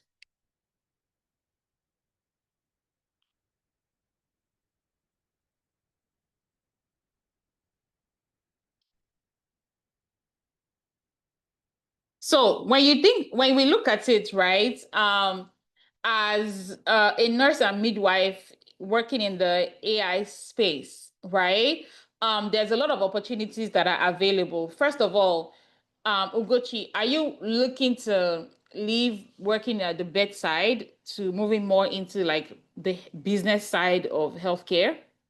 Because if you do, then there are many pathways you can leverage AI. So the first is AI has been used already in very high impact patient cases. So think about like risk prediction. So with AI tools, based on certain symptoms that people have, for example, in Anu, did you stop? Why did you stop? So for example, within the HR space, sorry, the AI space in the health sector, think about like high risk pregnancies. So things like preeclampsia, postpartum hemorrhage from from giving birth, sepsis, think about like different things that occur in in pregnancy, things that occur in surgeries, right? AI can help with risk prediction. And so based on certain things that, that data points that AI will be looking out for in a patient, AI can predict some risk. Also monitoring babies too as well. So there are certain like pattern recognitions that, AI can escalate in terms of, maybe while the baby is still forming as well. AI is also used in triage. So if you go into like the emergency section, you have like triage, right? Currently in the in the Western world, AI is used in triage. So triage will help us to determine which one are like red flag alerts, which ones are just like symptoms of a disease, which one needs to move quickly, into the the A&E ward, which one needs to move into the emergency ward, like all of those things. Also, there's something called remote medical practice now, whereby doctors treat or diagnose patients remotely, and so AI helps them to do that. So the AI captures certain data points: blood pressure, weight, glucose. Even for babies, they're looking at like the kick count, how the baby is kicking, like any anomalies as well. So they're using wearables, whether it's a band. Some of them are wearing a band, and the band is basically sending data to your doctor, right? I actually saw a demo of that. So it's a wristband, but the wristband is sending data to your doctor. So imagine, a pregnant woman is wearing that wristband, or a patient that is diabetic, or, has like a high risk disease, or a cancer patient is wearing that wristband, and that wristband sends data to your doctor's phone and their computer through an app. And so it shows them, oh, your blood pressure is going up. Oh, temperature is going up. Certain patterns, they can see certain patterns. I remember like a friend of mine, she wore a glucose monitor for about 6 months because she was high risk, for certain things, and she was wearing a glucose monitor for a while, and then she was wearing a tracker as well that was sending data in real time to her doctor. right? And so I asked her, what's this thing you're wearing? She said it's a band, it's a health band, and it's sending data to her doctor. So those are the things that AI, it's AI. Those are the things that AI is doing, right? Those are the things that AI is doing. Also, I think within the healthcare space, you also have like AI chats, like, medical chat. So you can share like your basic symptoms with the chats bot, and then it can recommend, certain things you should do. And then based off of what you share, it can escalate it to a real human doctor, as well. And then just like on the admin side, AI can definitely help with like your um optimizing your bed, for bed, bed space, optimizing for process optimization, task optimization, knowing when you have like a surge, your peak periods. Also AI can help with like documentation, patient notes from your visits to your doctor, right? So like right now there's technologies whereby when you come in to have a consultation with a doctor and you're talking with the doctor, it's recording the conversation, and then the doctor doesn't have to write notes anymore. So it transcribes the conversation and creates your medical notes from your consultations. And so that saves a lot of time. So doctors don't need to do that. And then whatever the doctor recommends, AI picks that, right, from the notes, and then sends that information over to the pharmacy, for the drugs you need to get, sends information over to the lab if you need to run any labs and all of that. So it's just beautiful. It's just amazing. Supply as well. So AI can help with like supply. So if you're running low on certain, sutures, injections, vials, all of those things, you're running low on them. AI can help with tracking your supply chain. So think about all the things, claims and billing as well. AI can help with that. So many ways you can think about implementing AI. It's fantastic. And so what the beautiful part is that once you get into the class and you start to learn with the tools, it'll open up your mind to way more. And I'm just speaking as a non-healthcare professional. I hope I was able to, give you enough use cases. But these are different ways that AI can help in the health sector. All right. These are different ways it can help. How do I know these? How do I know these? Well, okay. My dad is a medical professional. And then I'm also someone who's very observant. So I observe what happens, like, and I read a lot. And of course, I'm also a patient. So I ask questions. And I see AI being used a lot in Canada and the US. I'm not sure where you're based, Ugochi, but it's gone way beyond, of course, than where we are right now. In Nigeria. Oh, you're in Abuja. All right, awesome. Yeah. So, yeah, there's so many, advantages to where AI and what AI can do for us. So my limited knowledge, I hope I was able to, be able to answer your questions. All right. So,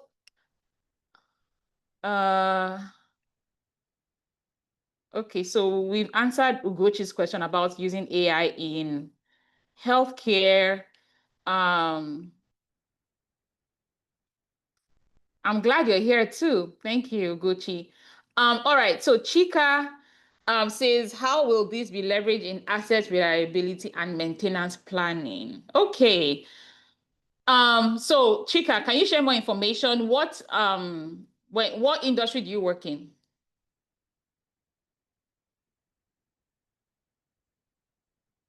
Chika, what industry do you work in? Chika Onwuchekwa.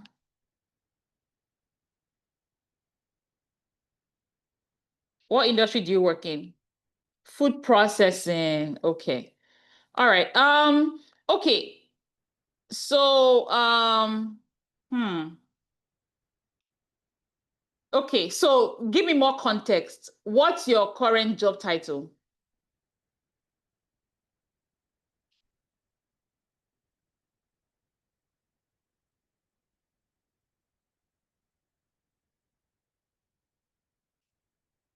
What's your current job title?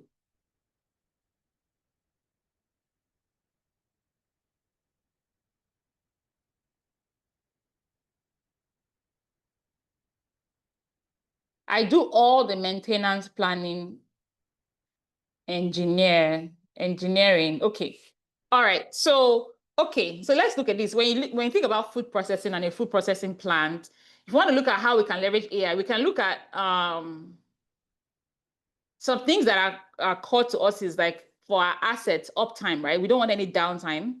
So AI can help with predictability in terms of predicting when we need to run maintenance. AI can help with maybe some capturing, like maybe if we have like sensors, AI sensors in our plants, it can help us in capturing, specific things like maybe temperature, specific signals that, can detect to the AI that, okay, we need to probably shut down this system. We need to restart it. We need to run some maintenance on this system. So that's probably what I'm thinking as well. And then for food processing too as well, we can also leverage AI in terms of like using AI within the plants for detecting like anomalies in maybe for example you have different, like you have your bottling line, you have where maybe if depending on what you produce, maybe pasteurization is going on, you have where you are processing cold items, you're processing liquid, you're processing powders. We can have some real-time monitoring that's kind of like going on in those different aspects. And then we can set like trigger alerts. So AI can also be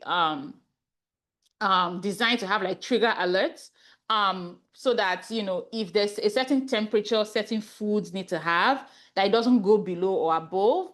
If it does, then maybe there's a trigger, that maybe that food is unsafe. So want to look at like, okay, ensuring that our systems are up all the time, minimal downtime, knowing when to maintain those systems, that the quality of the food products is stable, it meets the compliance and food safety and regulatory concerns. So it meets all of that. What else can I think of? Okay, yeah. So even aside from even just the food quality, we can also probably use AI to like track hygiene as well. So maybe if there's some certain microbial content that needs to be in certain foods, it can do that, and then it can help with optimizing the process. So the schedule for your engineers, who is working on certain times, production team versus maintenance team, and then optimizing your inventory as well. So inventory optimization, process optimization, that also helps as well. Asset monitoring. So monitoring your assets, knowing which assets, are operating at high efficiency or medium efficiency, as well. Knowing as well for AI, if AI will detect, some bottlenecks or some leaks or some wastages within your processes. All right. So I believe that, based off of your use case and your knowledge of asset monitoring and reliability, you're going to learn the AI tools, and then you figure out how to use the AI tools to help you achieve this. All right, how to use AI tools to help you achieve this. So I'll definitely say within that space, you would be using a lot of sensors. So these sensors are AI enabled. That would really help. You would also use AI tools to help with the process optimization. And then you can also do some predictions as well. So that's where visualization comes in. So Tableau AI and the rest of them. So yeah, that's what I can think about when it comes to assets management. Do you have any other questions in the Q&A? Thanks for your question, Chika.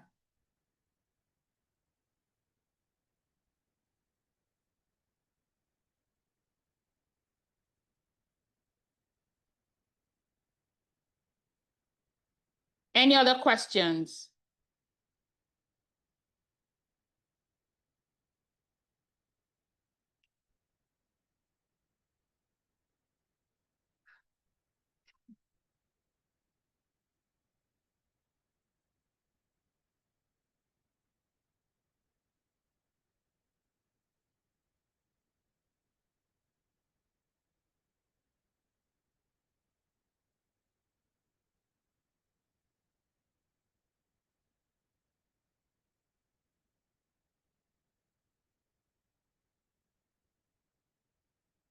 No, you can't have the recorded session of the entire class. Now, the people who have 30 days access to the recording are people who pay for VIP and Platinum. They will get access to the recording. They have 30 days access to the recording and the bonus sessions as well.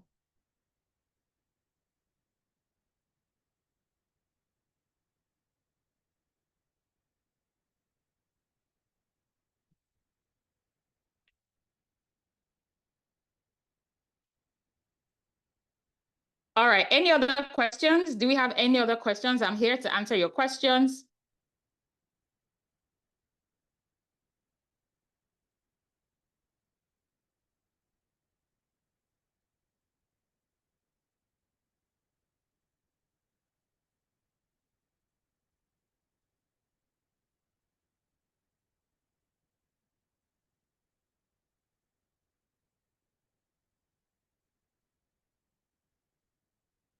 Any questions?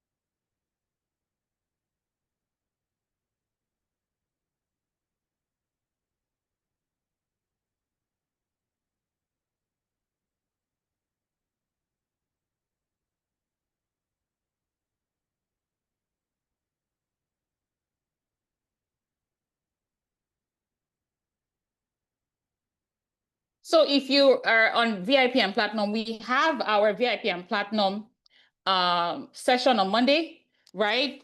It's 4 p.m. West African time, 9 a.m. Mountain, 11 a.m. Eastern time. So you will be receiving a link to a separate Zoom session on Monday. I hope to see you there.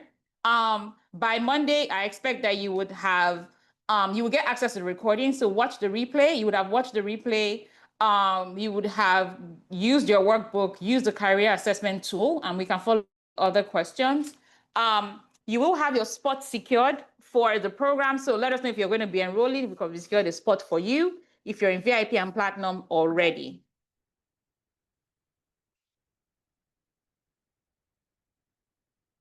So Gift, I already answered a question around the medical health sector for AI. So I believe that would do. If you have further questions around AI in like healthcare, we can go deeper into that in the VIP session. With the CAPS, do I still need the CBAP? So with the CBAP certification, the CBAP is the Certified Business Analysis Professional Certification. So I highly recommend that you get the certification in business analysis if you want to practice as a business analyst. You don't need the CBAP certification to work as an AI strategist. However, you need to have good business acumen. Now, a business analyst who has AI skills will definitely outperform someone who doesn't have the business analysis skills and certification. That's true. However, with your own industry knowledge and experience, you can still leverage AI. You don't need to have the CBAP. So my recommendation is if you just want to learn how to leverage AI within your industry, you can get the AI Business Strategist certification. If you want to be a great business analyst, strategist, and consultant, having the certification is definitely a plus. And then for anyone who already has a certification, adding this on just opens up way more opportunities for you. The various payments. So you can pay in full or you can pay twice. We have our pay in full bonus. So we mentioned the pay in full bonuses. You get the pay in full bonuses, you get the career toolkit. So resume template, LinkedIn and interview templates as well. So you get all of that when you pay in full. Your resume, your LinkedIn profile, and interview preparation. You get all of that when you pay in full. You're welcome, Vera.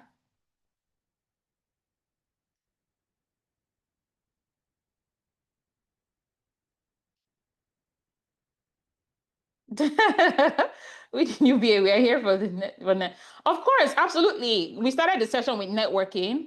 everybody shared what they do and getting to meet one another. So definitely we do have our alumni group. So when you join the program, you get added to our alumni group. Your cohort will have a group, and then you have the alumni group for like all the alumni from business analysis school. And then we also have other community groups as well that we highly recommend that you join, where you can get informed on all our programs in business analysis school. And you can also get discounted access to other programs as they launch.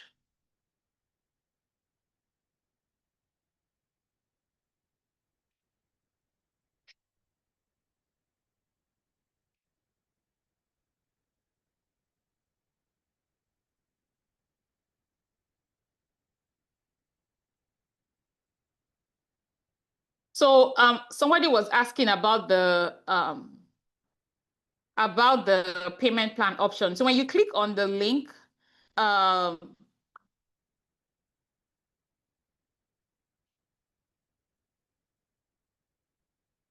you can pay in full, Vera. Just chat with one of the enrollment advisors. Where are you based, Vera?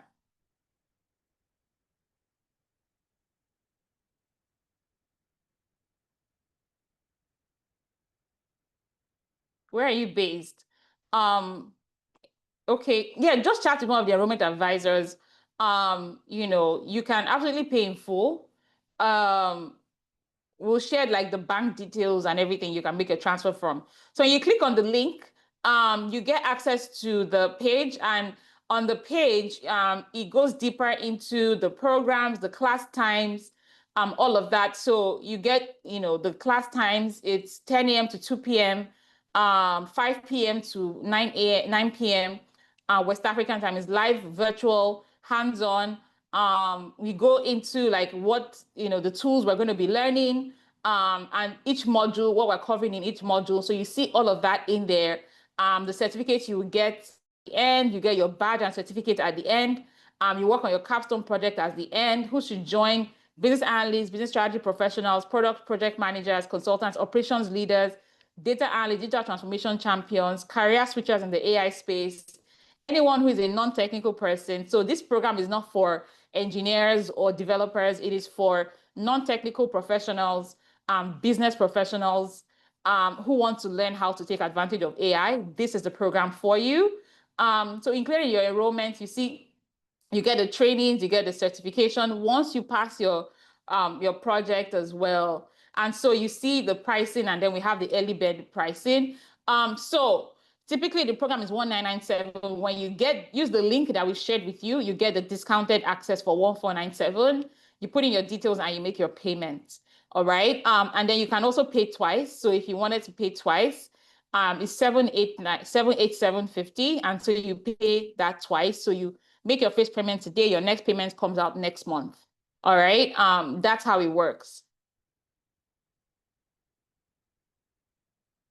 Yeah. So that's pretty much how it works. And so, yeah, so you can choose to make one-time payments. One-time payments, you get the discounted access for 1497.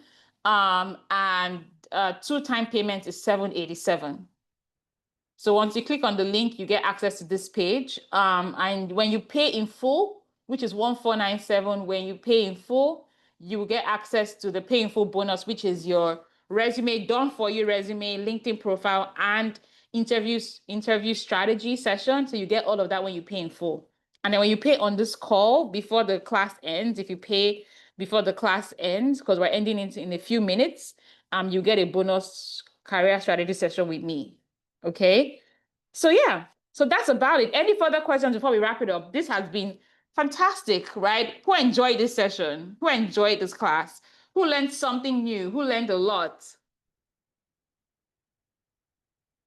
No, it's one class on Saturday, one. It's just different time zones. So we share different time zones. If you're in West Africa, if you're in North America, it's the same time. Everybody's learning at the same time. It's not different classes. Yeah, it's so amazing. I'm glad that this was insightful for you, Vera. I think you upgraded to the platinum, so I definitely would be seeing you in the platinum session. I'm checking if we have any further questions. I enjoyed it. Thank you, Peace. Thank you so much. Thank you so much. So if you have any further questions, send us a WhatsApp message, send us an email. We're here to answer any questions that you have. And of course, take advantage of this opportunity to join the program. It's going to be great. Tyler is going to be there to coach you every Saturday. And then we're going to have a bonus session with me where we're going to go through how you can leverage this skill to find those 5-figure contract opportunities. You're welcome. Thanks, Gochi, our nurse from Abuja. Ugochi, you're now the AI nurse. Trade me 97. So $97 is for the platinum upgrade. So if you want to upgrade to platinum and get like the bonuses from the masterclass today and the bonus platinum session. So you get the bonus trainings, the workbook, and the career assessment tool. So that's what you get. For you to be able to make your payments, you're going to use this link and pay with your card. So that's the link to pay with your card. And if you had further questions, you can send us a chat. Yes, the soon-to-be AI nurse. I love the sound of that, to be honest. And then questions around like your payments, just send us a WhatsApp message. We'll be able to respond to you. So on that note, we're going to wrap it up. Thank you so much for spending today with us. It's been a beautiful, beautiful day. We've learned so much about AI. It's been insightful. Gipsy is really more than worth it. It's very insightful, I must say. Yes, let's figure out the payment. Send us a message. Let's figure out the payments for you, okay? Thank you so much, everyone. It's been my utmost pleasure. And thank you to the Business Analysis School team for providing all the support needed to ensure this class came together. Shout out to everyone putting in all the work on the back end to make sure this class came together. Thank you, thank you, thank you so much. So I'm going to leave you with love you too, Vera. I hope to meet you sometime soon. I saw your messages last night. I'm like, oh, Vera is too excited. I saw your messages last night and I'm like, she is too excited. Oh, Amarachi, you are here. Oh, this is so good. I love to see our alumni come to our sessions. And and I hope this was also insightful for you too, Amarachi. Yeah, so Ivory is looking forward to seeing you in the program. Yeah, Ivory. I hope to see everyone else in the programs as well.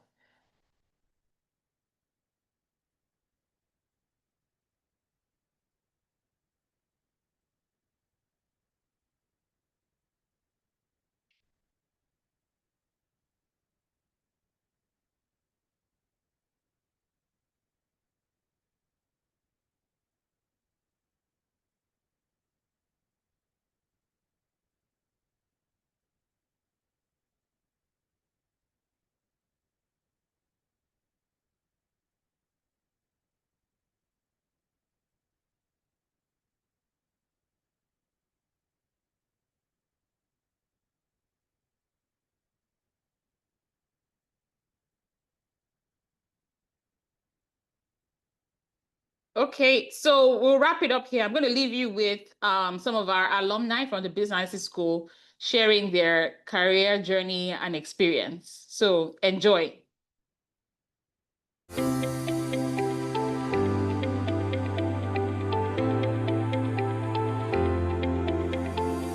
My name is Ifedolapo. I work as a regulatory compliance analyst here in Canada. I've heard about business analysts, like I've seen it on my Facebook feed. I guess at that time I wasn't ready for it. My schedule wasn't working with it, and I was just not sure if it was going to be a good fit for me. But I kept seeing it coming up, keep popping up, and one day I listened to like a testimony of somebody that had joined the program. So I just kept that video and kept going over it. And one day I just decided to take a leap of faith and register for it. And even when I registered for it, I paid and I didn't even study almost 6 months after, because at that time I thought paying was going to get me committed to the program, because at that time I knew my schedule wasn't going to work. But I just told myself that it was better to just pay for it and discuss with the school if there was a possibility of committing myself and then starting when I'm done in school. And that's what I did, because I was almost done at that time, and I'm happy I did.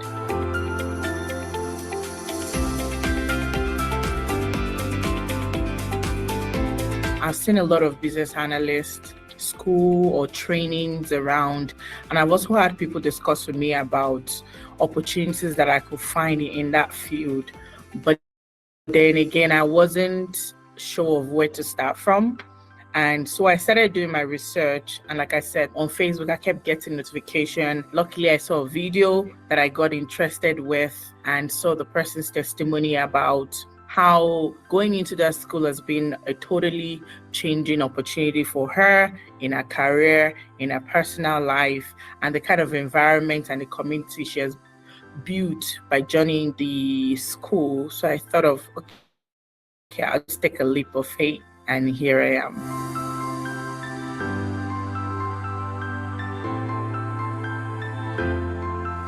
Honestly, when I started, I almost gave up because it was so busy. Although we were told that the first 4 weeks was going to be back to back, and it was a lot, especially with working full time and having to come back to classes.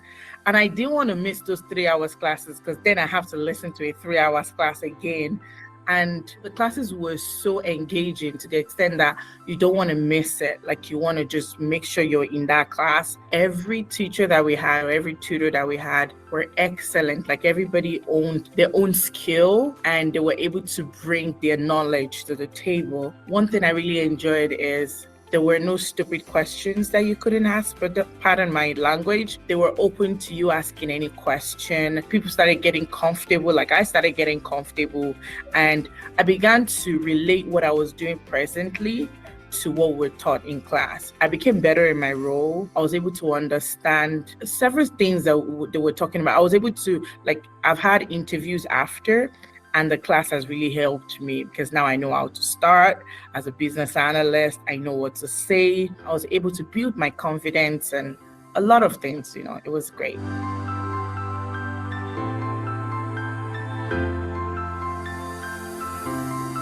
I do a lot of eliciting requirements, but it's not really titled as eliciting requirements. I do a lot of things with speaking with engaging stakeholders. It's not titled that way, right? It's titled in a way that you're speaking to sub-element owners, conducting workshops. This is a business analyst role, right? And I do that on a daily basis, but I really didn't relate it together. And the class really helped me to understand in depth of how to prepare for those meetings, how to interact with people, how to engage with people, how to get those requirements to ensure that the business needs and goals are achieved. There's still a lot that I have to learn. Like I said, the class is really engaging.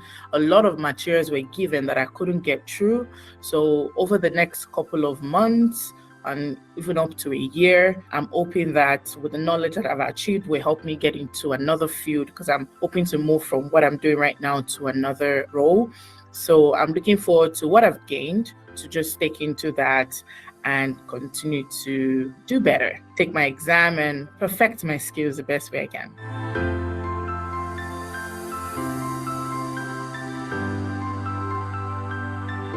You see a lot of school out there. You see a lot of promises. People say this, people say that. Like, everybody wants to be convincing the best way they can. But what really helped me is making that decision for a change. Like, I wanted change, and I started doing my research for it. So personally, I would say do your research.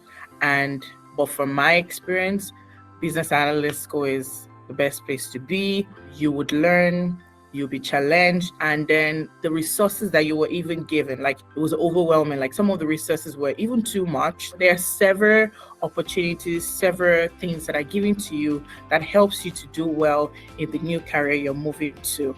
And then also the teachers, the customer service rep, everybody you're talking to always willing to want to help you, and you don't get much of that everywhere. So if you're confused or you're not sure, I would say do your research, but this is a great opportunity. And so don't wait for too long like I did. I wish I started early. I probably would have gotten ahead in this role, but it's never too late, so you can do it.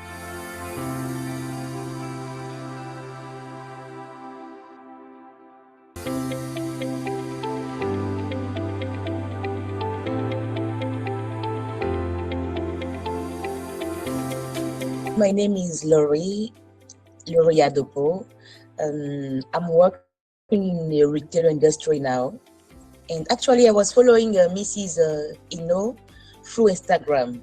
So I check, let's say, a journey, how it was going, testimonies, because like I used to say, if I need to follow someone, I have to be sure, let's say, you have been through the process or the journey I want to onboard.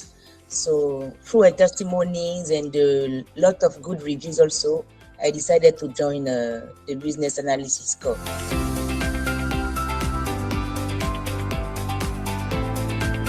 What I studied is, let's say, this kind of field you can work in any industry, because I studied marketing management, even sales, these things.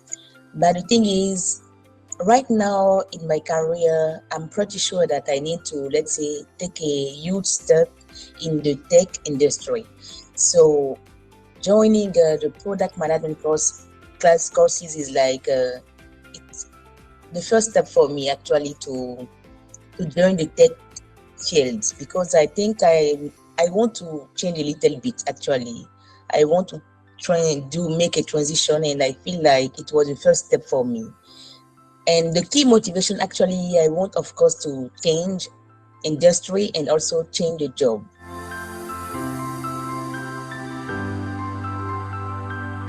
It was great. I even mentioned this one in the Google form we have to fill after the graduation. Actually, it was great because firstly, with you, Ivory, because you have to make sure we are for example, in the class, we are following the live classes. Also, you have to make sure you are, let's say, pressure us a little bit to finish our homework also. It was great also.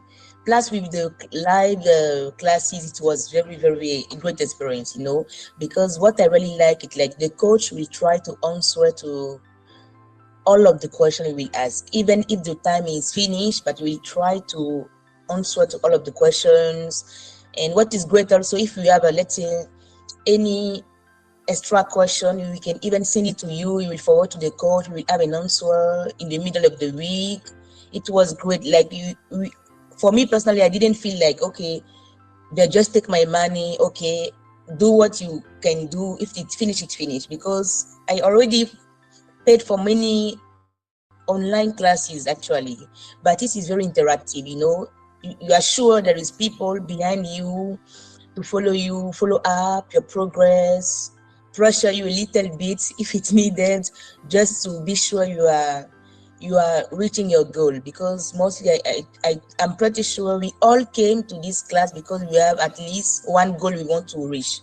So this was great also, because I didn't feel alone that okay, we left you alone and you have to navigate through all the process. So these 8 weeks was great. Like I didn't feel like, okay, I'm alone in this process. No, I felt really, really like with instructors, with you also. It was a good experience also. Very really like it. Yes.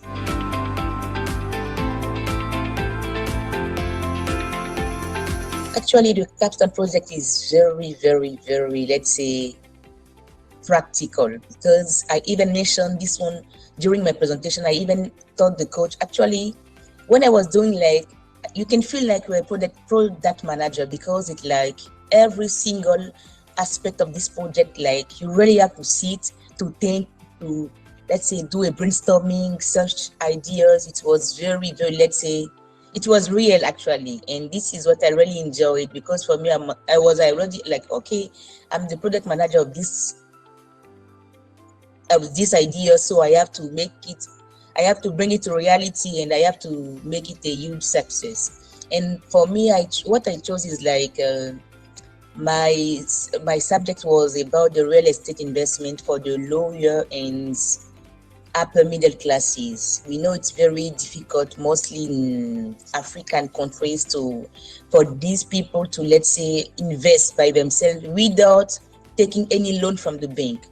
But I suggested one idea, let's say crowdfunding. Let's say I will not give all the details because I might launch my project also. Because when I was working on it, it's something I was thinking about long time. But working on it as a product manager, actually, like, I'm just thinking like I really need to launch this one. And doing this one with the business analysis school was a huge motivation. Like, when I was working, I'm like, I think this project can be successful.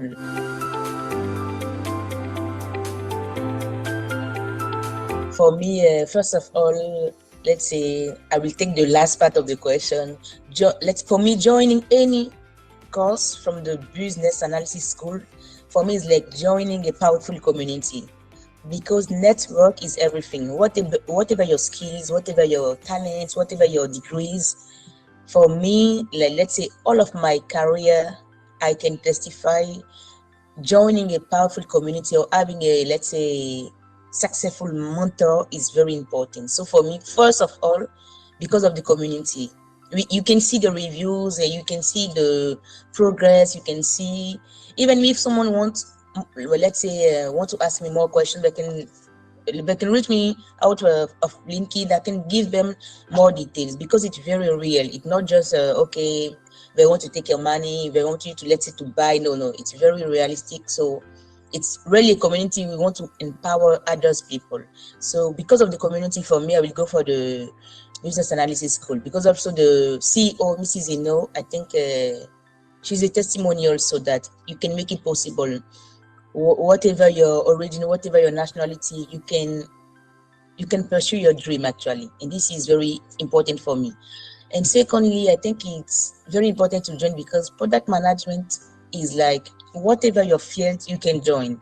Because a product manager is like, either you are in the tech already, or either you are in, let's say, accounting, let's say marketing like me, or customer service, sales. You can join, because it's like it's a position where you can use your previous experience to achieve or make it successful in the new position. So for me, like, everyone, I think, need to take at least once in your lifetime, at least these classes, because I feel like for any project or working on any product in your company, even you are not a product manager, but because you took at least the classes one time, you will feel like, okay, I understand what this person means. Actually, I can understand.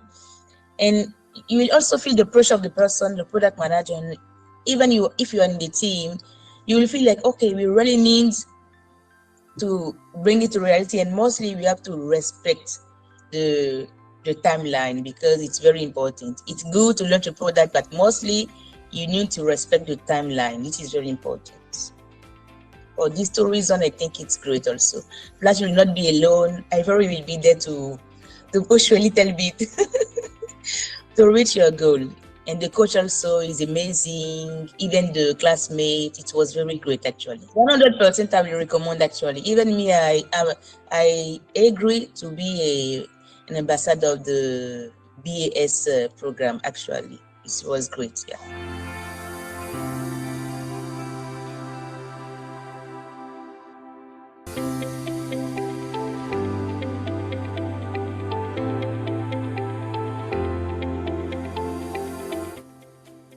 Hi everyone, my name is Miriam Omo Adebayo Adeola. Before now, I have been struggling with my career, and it's been so monotonous and limited growth opportunities. I decided to have a new career where I could work remotely and have more time to spend with my family. So that is how I said, let me come and join the business analysis school, because I saw it on the YouTube channel while I was browsing, and I saw an advert from Coach Eno Eka, who was talking about, leveraging your skills and experiences to transit into tech. and work remotely. I was curious and I clicked on the learn more button after I subscribed, and it took me to a page where I would have to set up a sign up, which I did, and eventually I enrolled for the course.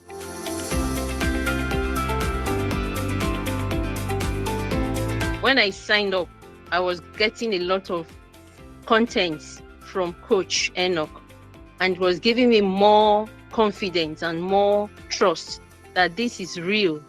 And with the testimonials I've listened to, and that was part of my, motivation.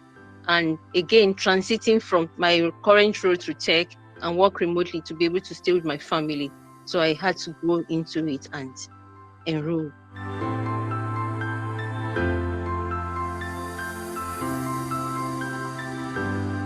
It was quite motivating. The course outline was a top notch, and the coaches are fantastic. They try as much as possible with their concerted efforts to ensure that everyone is carried along, providing guidance to each student. And that is how everybody became comfortable, and I could hear from the others saying that, this is a fantastic school. My support team, they have been so awesome, and I was so comfortable starting from when I started enrolling. When I was asking questions, they could bring different people to me, and eventually they attached me to Awa. Awa has been fantastic and wonderful, and eventually said that it's supposed to be the person who is in charge is Ivory, my program buddy. She's outstanding.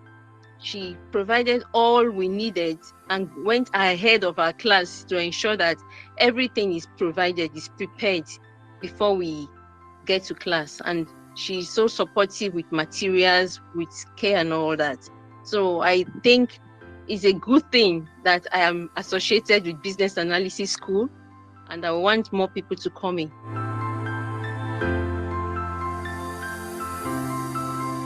From what I learned from Business Analysis School, and part of what I learned was to update my resume, which I've been struggling over the years to do.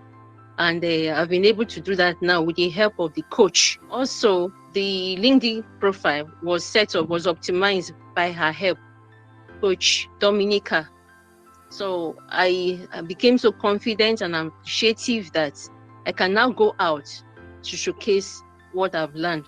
And part of my role as a business analyst is to identify, analyze, recommend solutions to stakeholders and organizations that will provide value. And this value will make them to take informed decision. And it's something that I'm interested in and I want to give out.